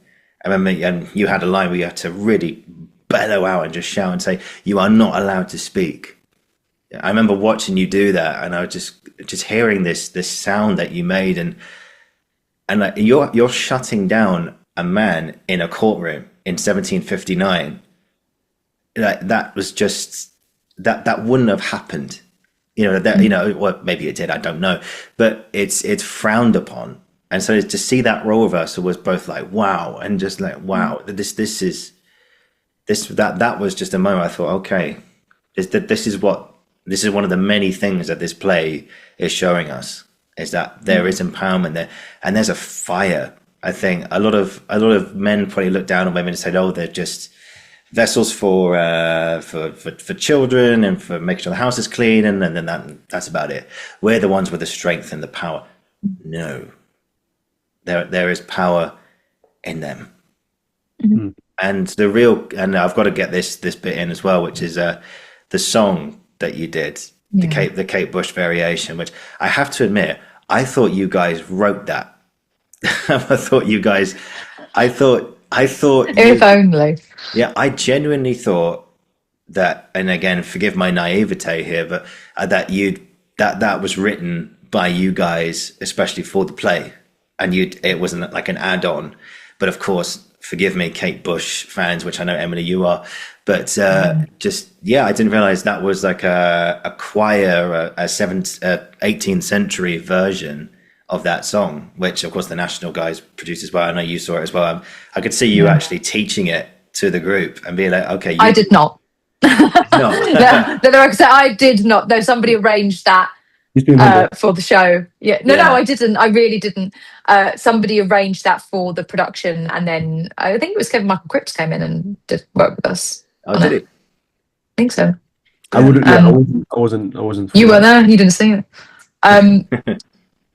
That's when I came at the show, I immediately bought the script because I was there. One of the things I had to see, I was there like, does it explicitly say they start singing "Running Up That Hill" by Kate Bush? And it did. Yeah. And then of course the whole thing of like Running Up the Hill was kicking off with Stranger Things at that time as well. It was bloody everywhere, which was great for us. Being in Pop World after the show and Running Up the Hill coming on. Oh my goodness, no. But yeah, it's a very and I remember when they did it at the National, they drew the comet on the back wall as well. They were singing it, and it was just, God, it was so good. It was so good. Yeah. Maxine Peake, if you see this, please come back. Please get the National to reprise it. I genuinely, I don't understand why it hasn't been put on again. Like why? Well, it was done on Broadway with Sandra Oh, wasn't it? Yeah. Yeah. But it was. No, I agree, Tom. It was cut short here because of the pandemic, and we were at Emily. We were in Stratford upon Avon the other day, and they were doing it there. Yeah, like not the RSU or anything. It was like what's the theater called again? Like that. What are called the barn? The barn. Something like that. Yeah. Well, they do as when I was. They were doing the Welkin, yeah. And it was just like, we were like, should we go? We didn't go, but it was kind of like because we've never like doing it was I just wish I hope that the National puts it on. Well, let me say that puts it on in like 10 years time when Emily and I are actually the correct age to play Lizzie Luke. Yeah. I mean, it was funny enough. I think a few drama schools have done it. I was looking it up. Saying, I know it was done at the Barbican actually, and the bio I read out earlier is from the Barbican website. So credit to the guys there for writing that. That wasn't entirely me, but and I know a few drama schools have done it as well. I know Guildhall did a production last year. That'll probably be the Barbican then. Yeah. So they've got the relationship with the theatre there. Yeah, very true. But I suppose, another question for today was, actually, that's a perfect lead on, Tom, actually. So say the National come knocking in 10 years' time, saying, look, we're going to put the Welkin on again. This time there will be no interruptions. You're going to do 5 months, 8 shows a week. You as Mr. Coombs, Tom, and Emily, you as Elizabeth Luke again. You don't need to audition. Just say yes or no. What would you say? Oh yes, no doubt. Yes, it's. That's such a good question. Yeah, of course. Like genuinely, like what an honor and a privilege it would be to be able to do that play one more time. Do you know what I mean? Like it's one of those things. Obviously, we're still early on in our careers, but I think it's probably only going to be a handful of shows that we do in our life that stick around as like, wow, that was really, really special. And the Welkin is. I think something big would have to happen for it not to be there in 30, 40 years' time, looking back at your life, as a very special thing, So if they come knocking, they'd be like, oh, yeah, that would be, let's do it, you know what I mean? Yeah. Let's do the original cast, you know what I mean? Like, we get the whole gang back together. That cast of GSA, that's what I mean. Like that cast, get the band back together, Yeah. Get everyone back together, And of course, just quickly, because the end of the play, which actually at the end of in the script, in the National script, at the end, Sally leaves the world via Elizabeth's hand, and then there's a whole sequence in, of course, the Halley's Comet. The next time it's reported to come around is on the 28th of July, 2061, and it's a comet that's only seen every 300-400 years. I can't do the math, but 300-400 years. And in the script, all the characters are in a 21st century setting, like they're on the computer or they're taking kids to football practice or whatever. And they all look up, they see the comet through the sky as it did that night in 1759. And the allegory is that nothing much has changed in all this time. And of course, 2061 is a good handful of years from us now as we speak.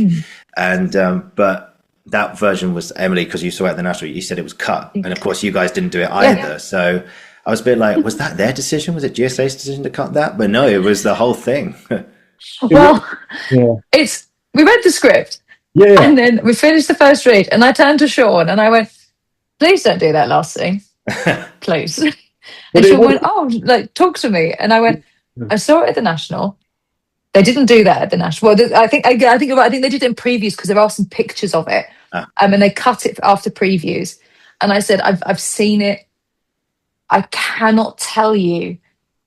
I don't have the words to articulate what the ending of that show is like when it's just lights down on Sally and Lizzie. And it's you just have to sit there, and I feel like bringing it back is going to, one, we're doing a double ending, never like. Two, I feel like it. Lucia Kirkwood, I love you, but I feel like that end scene cheapens it, because it's like that's the thing. It's like all the people who've been raised as women will sit in that audience and see that show. They don't need the 2061 to understand that times haven't changed. It's what we've been talking about so far.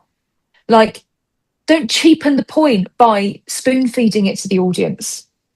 Do you know what I mean? And it's there, like, and particularly in these times now, we've had Roe v. Wade overturned, the Reform are talking about abolishing abortion rights in this country if they get into power. Like, these are conversations that are happening here and now. Yeah.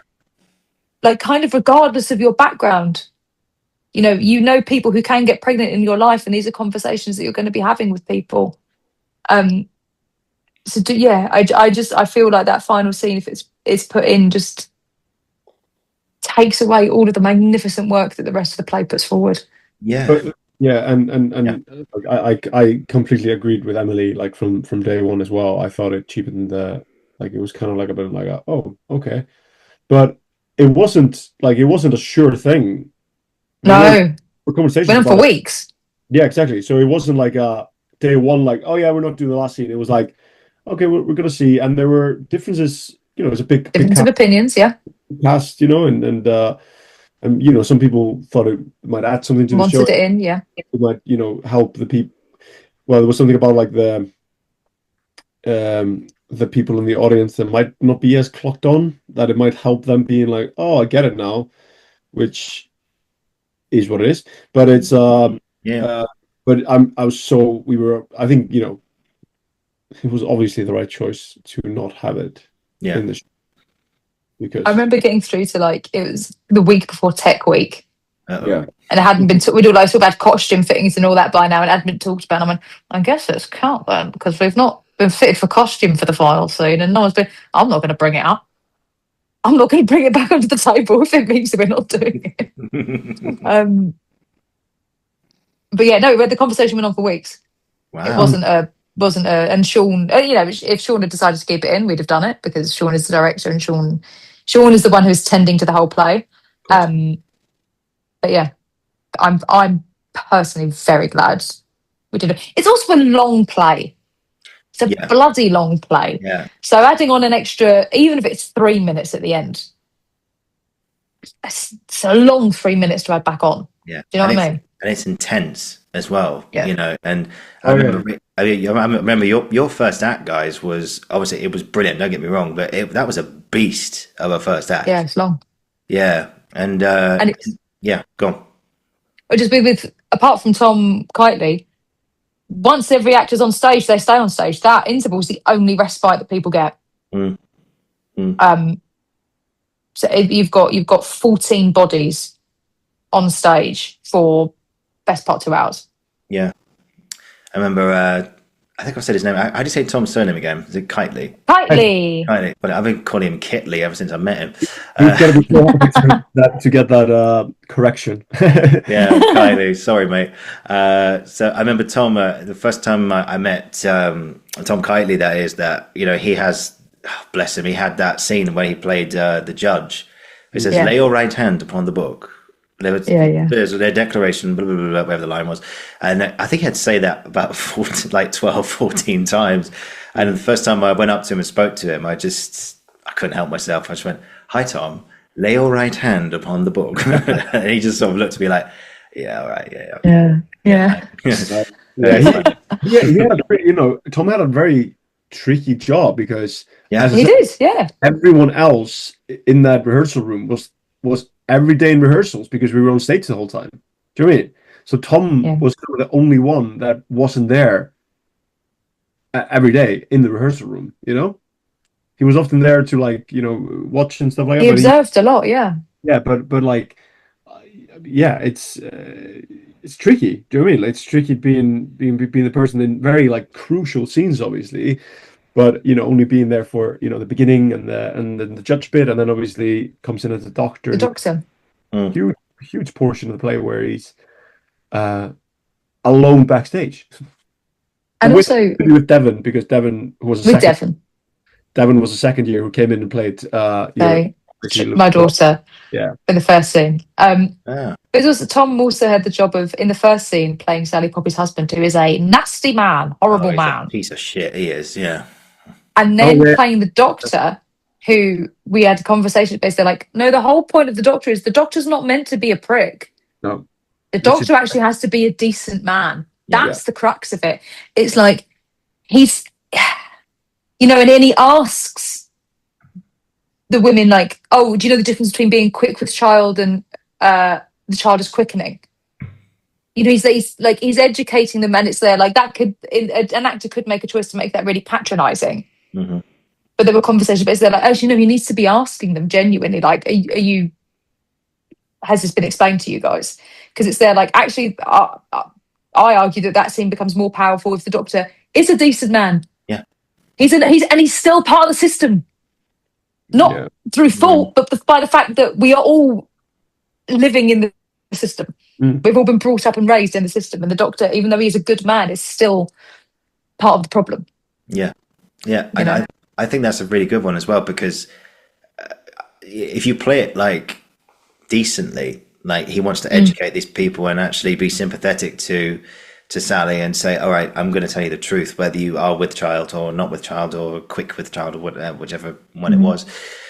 I think if he did that, I think also that's another symbol of the show, that not every man was the same in 1759 as well. There probably had to be some decent eggs in there somewhere.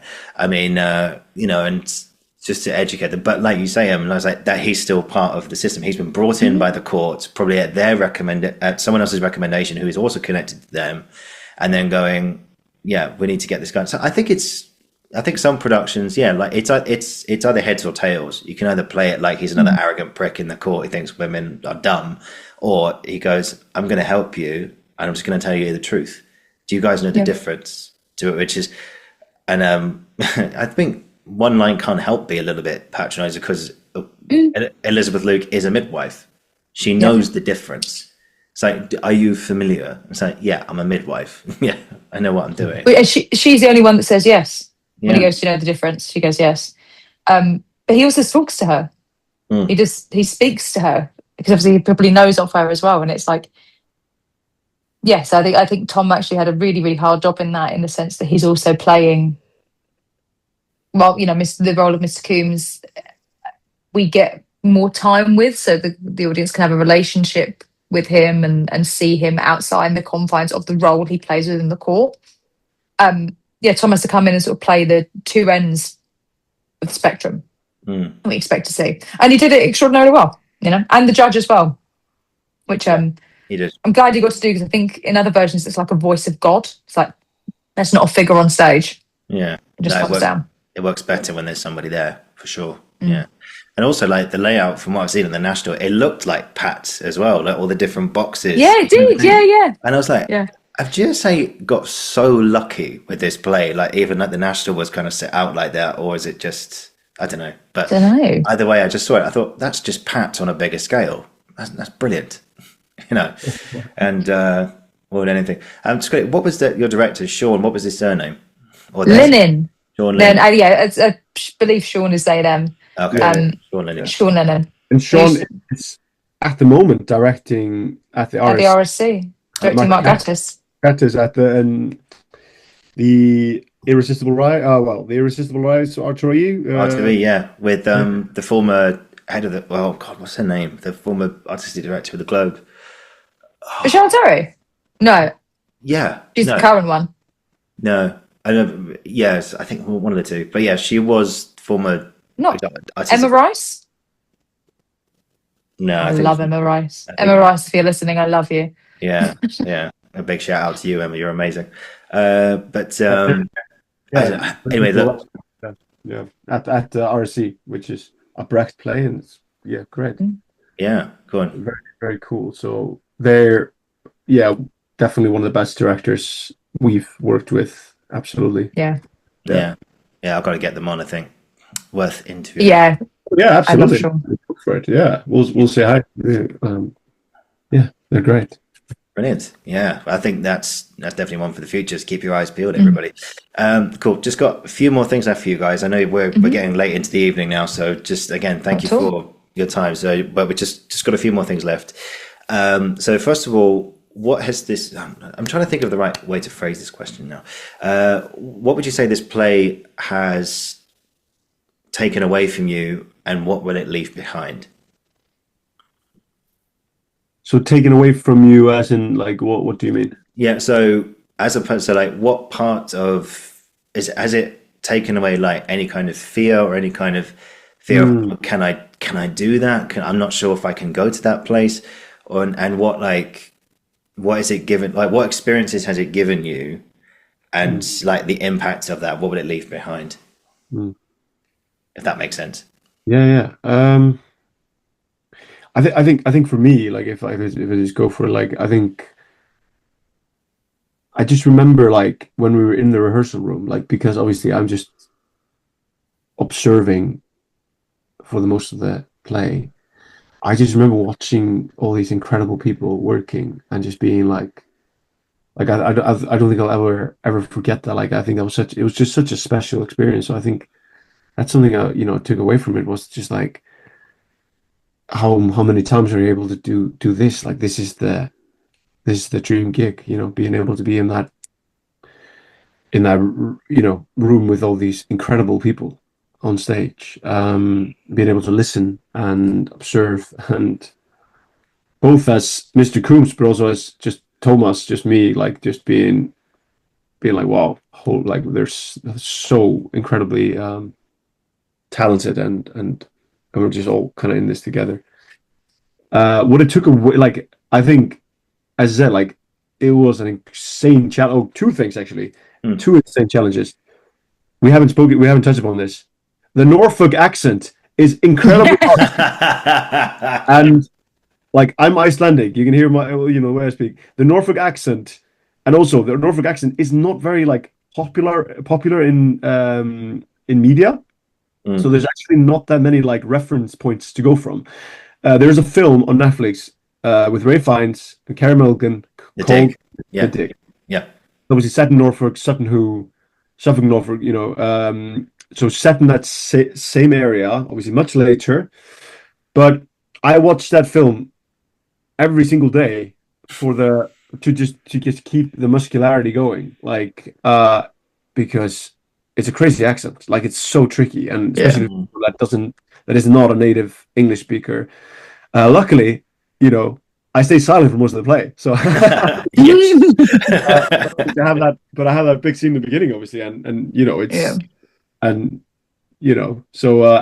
English people are incredible at listening to accents and being like, that's, you know what I mean? Like, so yeah, you have to, certain standard you have to set yourself. So it definitely like getting over the fear of like speaking in a very tricky accent. And also just being on like, not being on stage the whole time, but just like, that part of like just listening and just observing and still being like, you're still in there, you're still there doing the play, you're still a human being in the space that is, very important to the play, all that stuff, it's like, do that kind of challenge. So yeah, I think that's my answer. Yeah, well, you did very well. You did very well with the accent. Thank you. Yes. The film is still quoted by certainly everybody I'm like in regular contact with from the Welkin. Was it, thank you, Mrs. Pretty. Thank you, Mrs. Pretty. Thank you, Miss Pretty. That was like everybody's like getting phrase for the accent. So it was done all, and they were never even saying thank you while we were rehearsing. It was always thank you, Mrs. Pretty. And we still use it. And the other one that gets quoted regularly is "You're a liar, Emma Jenkins." You're a liar, Emma. Yeah. You're a liar, which is not from the Dig. It's from the Welkin. What did it take away from me? For me, it was so when we got the casting for it, like I remember I ran upstairs in my house and just like had to like cradled my head because I was like, I can't believe I get to do this. And then the dread sunk in. I was there like, oh, now I have to do this. I have to deliver it. And I went in with such pressure on myself to deliver it. And also because, we talked about the comedy, but like Liz is kind of the straight woman in that show. Do you know what I mean? There's not as much to play with the comedic stuff as the other characters. So I think to carry that element of the show and also be the straight woman, it's like I wish I'd explored more in rehearsal and rather than like putting this pressure on myself to deliver this thing very early on, So it took away the fear for me to like week one know what I'm doing, or week one like prove to people that I am worthy of this. That's probably a better way to phrase it. And what did it give me? I mean, Jesus, heaps, so much, and to this day it does. Not to sound really naff, but like it gave me such a deeper connection with, I think, everybody in the cast. Yeah. And I don't mean that like we didn't come out of it and was there like we're going to be best friends forever for the rest of our lives. But it's like going through that with people. If you come out of a process, if you come out of a rehearsal process for a play like that and don't respect everybody in that room in a more profound way at the end of it, I'm not quite sure what you've been doing that entire time. That makes sense. Yeah, for sure. Yeah. No, it's brilliant. Just very quickly, I mean, just touch on what, just that, I'm not going to go through the final scene again, just of what happened, but I just get an image of like Katie's parents trying to track you down, Tom, at the end of the show and being like, what did you do? Or anything. Yeah. Obviously, was anything like that, or kind of like, obviously they're not actually going to hunt you down, but I'm just saying. He's banned from Wales. Yeah. Okay, fair enough. As I said earlier, Katie's parents, they're the best, and they're great. They're great, and they did realize that it was a play, and it wasn't real, but But no, there was just jumping off of Emily's point, like there was definitely a deep connection with the Welkin cast, like even obviously that was our first third year show. Then we did another one. I did others that were fun as well, but just very different experiences. But it was just like, I don't know, it was just like this thing of like, I remember when we finished the show, obviously it's always hard to finish a show. You get the post-show blues and all that stuff. But like, it was extra hard because like, as I said, we were always, except for like few days, very like few days where it was like the scenes in the beginning and the scenes at the end where there's only like two people in it. We were always called in, so we were always together. There's not every rehearsal process is like that. You have some process where you're in a few scenes or whatever, but like being like the whole cast being called in every day, doing the play in chronological order, rehearsing it like that, and just being able to watch people progress. And also another thing we haven't mentioned, volleyball. We played volleyball, man. every and got very competitive and heated. But not for you. You really well behaved in that. Yeah, I'm very competitive, but I managed to for the most part to like get some good character development there where I ruin everyone's day by being but no, that was but that was great. That was also just like a great little like thing that Sean wanted to implement into the program. We play, we're having fun, we're doing this, playing this game. It's called volleyball, but it has different rules to the normal. I don't know, but it was so much fun. We liked it so much that in third year, and after Christmas, we started playing volleyball like we started calling people in Yeah. that weren't like that weren't in Welcome to do it when we did that a few times because we missed it so much doing that every day, you know. Yeah. And Yeah. I have I've shared a football training session with you, Tom. So I know Oh yeah, you this have. competitiveness. Yeah, I can vouch for that. But it's in a good way, man. It's a good way. Yeah. Yeah, and And football, I'm still as bad as I ever was, but you know, that's one of the few times where I allow myself to be of course, as competitive as you know as I am truly. of course. It's not the competitiveness that's the problem, it's the way it's expressed. Yeah, Let's yeah. clarify this. God, I know. I remember that. Oh God, I was there. I remember I was there for that one training session. I think you got a ball to the face and stuff. I think you had to have Oh, I remember we had a WhatsApp group at the time, and you changed the picture to you with like one hand just covering your eye with an ice pack or something. We were like, Yeah, "Oh shit, yeah, this is actually serious." yeah. I had a concussion, and it was the second concussion of that football like term, like Yeah. of third year. Yeah, yeah, I got a football ball in the face my first year. Connor Hawker, huge guy, like 6'5", and it was like he was this close to me and got a ball. It was yeah, Oof. not great, but Not I'm great. I'm alive and well. I don't think there was any permanent damage. I think so. It was. And we thank the Lord for it, of course. But it's brilliant, guys. Thank you so much. This has been honestly just one of the best conversations I've ever had, and it's been not only great to see you both again, but just to talk about this play. There's so much more detail we could go into, but I would have you here for another 3 hours. But who knows? Maybe there'll be another window for this type of conversation between the three of us in the future. I'd love to keep talking about this play and go into more detail of the scenes and how you staged it, particularly like all of you together and everything. But anyway, that's for next time. So stay tuned, everybody. Just got two quick questions left for you tonight. So it's the final two questions for every guest. So let's see. Em, I'll start with you again. So what would you say, first of all, what would you say was a bit of advice you wish you heard when you were starting out? The minute you try to be good, you're not going to be. Like it. I like it. Only in like the context of acting, not like in morality and ethics. Yeah. Yeah. Just to clarify. Yeah. Love it. Tom? The question is, advice I wish I'd gotten. Yeah, the advice you wish you heard when you were starting your acting journey.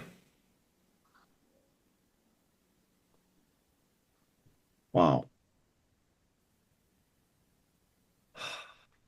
It's so hard though, because you have to live through it. You know what I mean? You have to experience, you have to really experience. Is that like that thing of like when people tell you when you're in third year, like, oh yeah, the industry is really hard. It's really hard out there. Like it's, you know, it's so many actors trying to get your jobs and, you know, blah, blah, blah, that shit.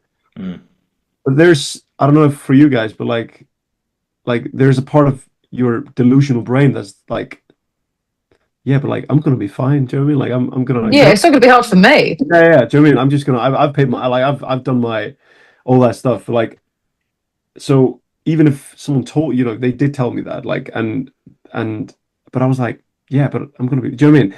So I feel like I had to live through it. I had to experience because I got really lucky or whatever after drama school. I got quite consistent work for some time, but then there was like a year where I barely worked. You know, I did auditions and stuff, but like that was, and I learned so much in that year to be like, oh wow, actually, like we have to find something else that makes me happy as well because I can't put. Do you know what I mean? Like, but you have to experience that. You can't like it's hard to it. Everyone knows it. It's hard. I mean, everyone's been telling you that since you started. Said that you want to be an actor. Like, are you sure? Do you know what I mean? Do you want to have? You should have a backup plan or whatever. But as I said, you have to experience. I feel like you have to experience the thing. I don't know. Maybe not, but I don't know. I feel like at least for some things like that. No, that's great. So I don't know. I like I you know, I don't know what I wish I heard. Emily, do you have a thought for me? No, I've given one. Yeah. But yeah, no. I think I think that's just the thing. I feel like well, the advice that I'm learning so much now is what Tom Rouse gave us, which is enjoy the wobble, Mm. and That's good. it because you can put that on when you're on stage, when your co-actor has forgotten their lines, or you think they've forgotten their lines, but you've forgotten your line, and you're both like, what's going on? Like, enjoy that moment of like, ooh. But it's also in life. It's also like just enjoy the kind of the off this whole thing, because if you, I think that's something I'm still navigating. So I got that advice, but I'm still learning to really enjoy that wobble. Yeah. No, I think that's good. Just enjoy the wobble. That's a good one. Yeah. No, really good advice, both. That's really, really good. Um, yeah, just enjoying everything and just relaxing more and just even though that like you say, Tom, the delusional part of your brain, but you know, if that voice is still there, then what does that voice know that we don't yet? That's such a good thing you said there. Sorry, I think that's so good. It's like that gut feeling. Yeah, maybe, yeah. There's Yeah. someone you don't know yet. It's also, you have to trust that. You also have to trust that maybe it doesn't happen today or tomorrow, but it will happen for you. Like if you just like it's I don't know. It's you have to trust as well, because otherwise I don't think it's very hard to be in the industry if you don't have that faith in Mm. yourself, you know? Yeah. You know? Who knows? Who knows? Just keep doing what you love to do, both of you. And, I say that to myself as well, more than anything. And, yeah, just keep going, guys. Keep going. Keep doing what Absolutely. you love to do.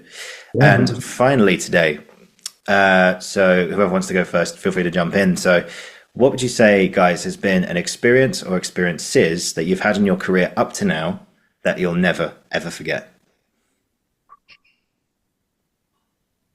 Do you want to go, baby, or should I go? Either or? Who wants to go first? Uh, Um, yeah. I have a thought, but like, yeah, I can go for it. Like, obviously, like, Welkin and GSA was incredible. Like, that was unbelievable. But we've spoken about that quite a lot, obviously. So I think, like, for me, like, I was in, as you said earlier, I was playing series regular on a TV show called The Waking of a Nation, Sony TV series, and I filmed that. I was in India for like 3 months filming that, and that was an unbelievable experience. Like being that was like my first big, huge TV job. Being on set every day, and like there were like sometimes like 300 supporting artists on set, and having your own trailer and all that stuff. Like that was unbelievable. That was an experience I don't think I'll ever forget it, even though I'll get more bigger jobs and all that stuff. But that was just like the first one where I was just like, I'm here. I've done all this work up until now for all this time, and now I'm like reaping the rewards, and they're paying me to do it. Do you know what I mean? Like that's such a blessing as well. Like, yeah. So I think that's definitely at least one of the things for me. Mm, Yeah. brilliant. Emily? um,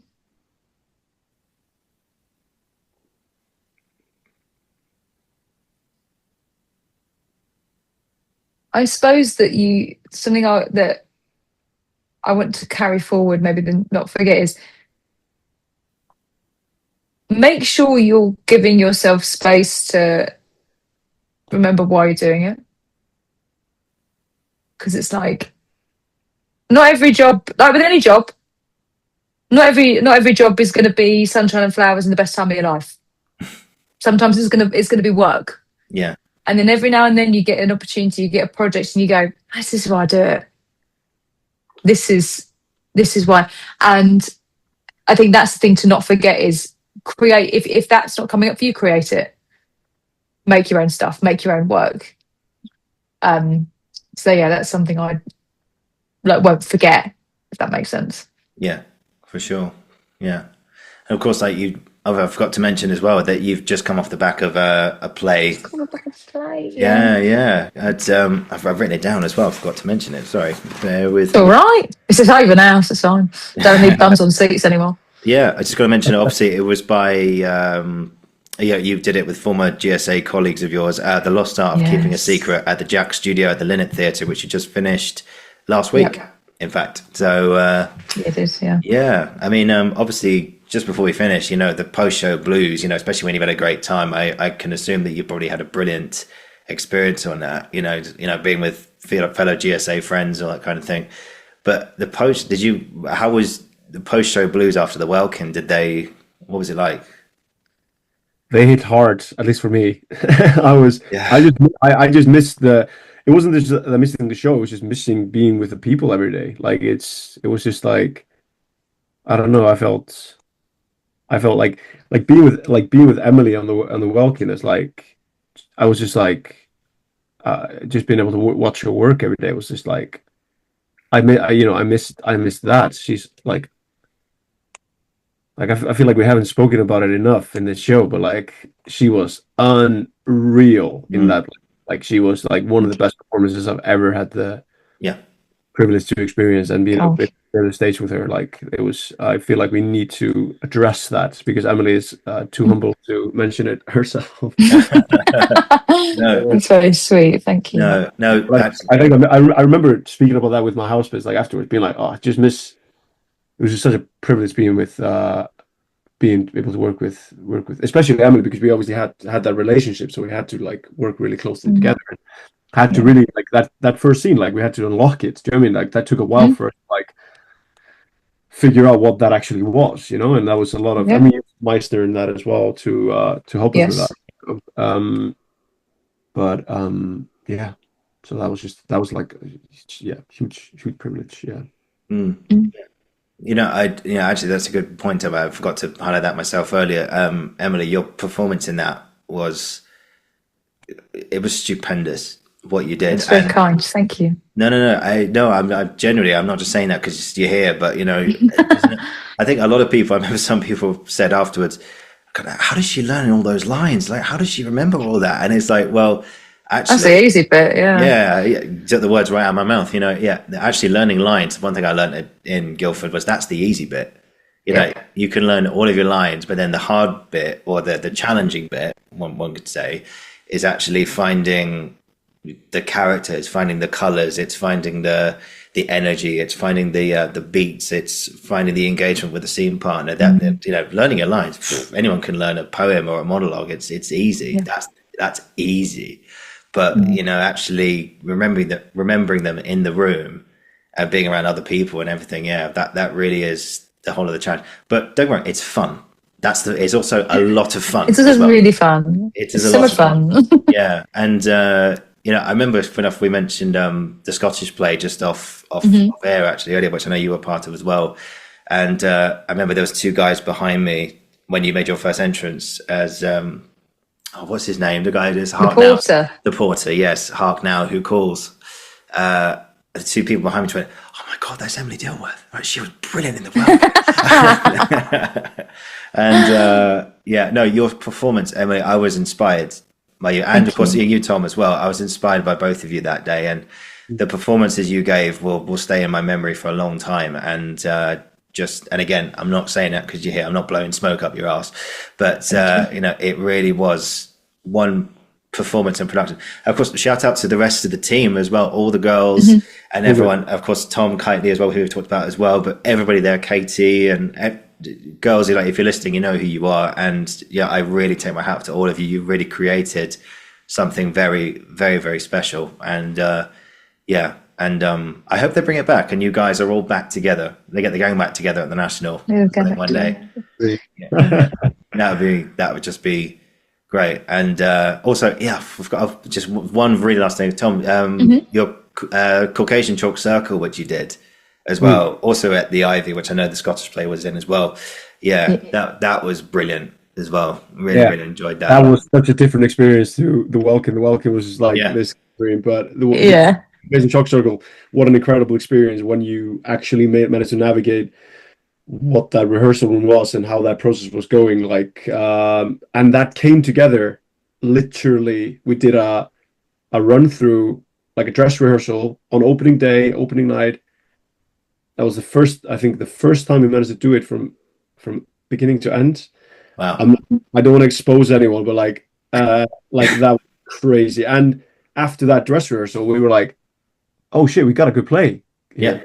You know, and then we opened it, and then it was just like great and so much fun doing it and stuff like that. But wow, that was the first 3 weeks of that were some of the most challenging weeks in the room that I've ever had. Like that was such a huge learning experience. Wow, oh my god. But that was so much fun being on that show, like in a very, very, very different manner than the Welkin. But yeah. So we were very lucky with our third year shows. I think we so much learned. Yeah. You say, yeah.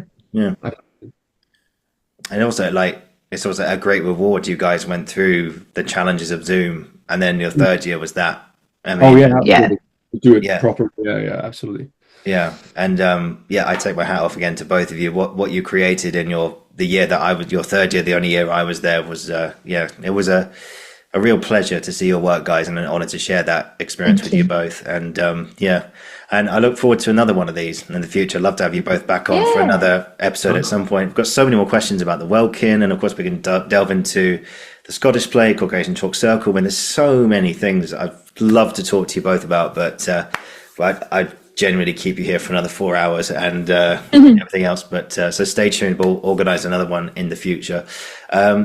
So both of you, thank you so much for your time tonight. I know, Tom, you've just come from rehearsals, and Emma, I know you've just come off the back of a play and everything, and in your busy schedules and everything. So both of you, thank you. Genuine pleasure to see you both again and all that. So thank you very much. Thank you. Yeah. Cool. If you just hang on, I'll finish the recording. We'll have a debrief. Then you can shoot off and have your glass of wine, etc., whatever it is you're having now. And brilliant. Wow. What brilliant chat to have with you guys. Thank you, guys. Thank you for watching. Thank you for listening. This has been the Uncensored Critic podcast. I'll be back very, very soon. And Tom Howser, Emily Dilworth, thank you. Thank you.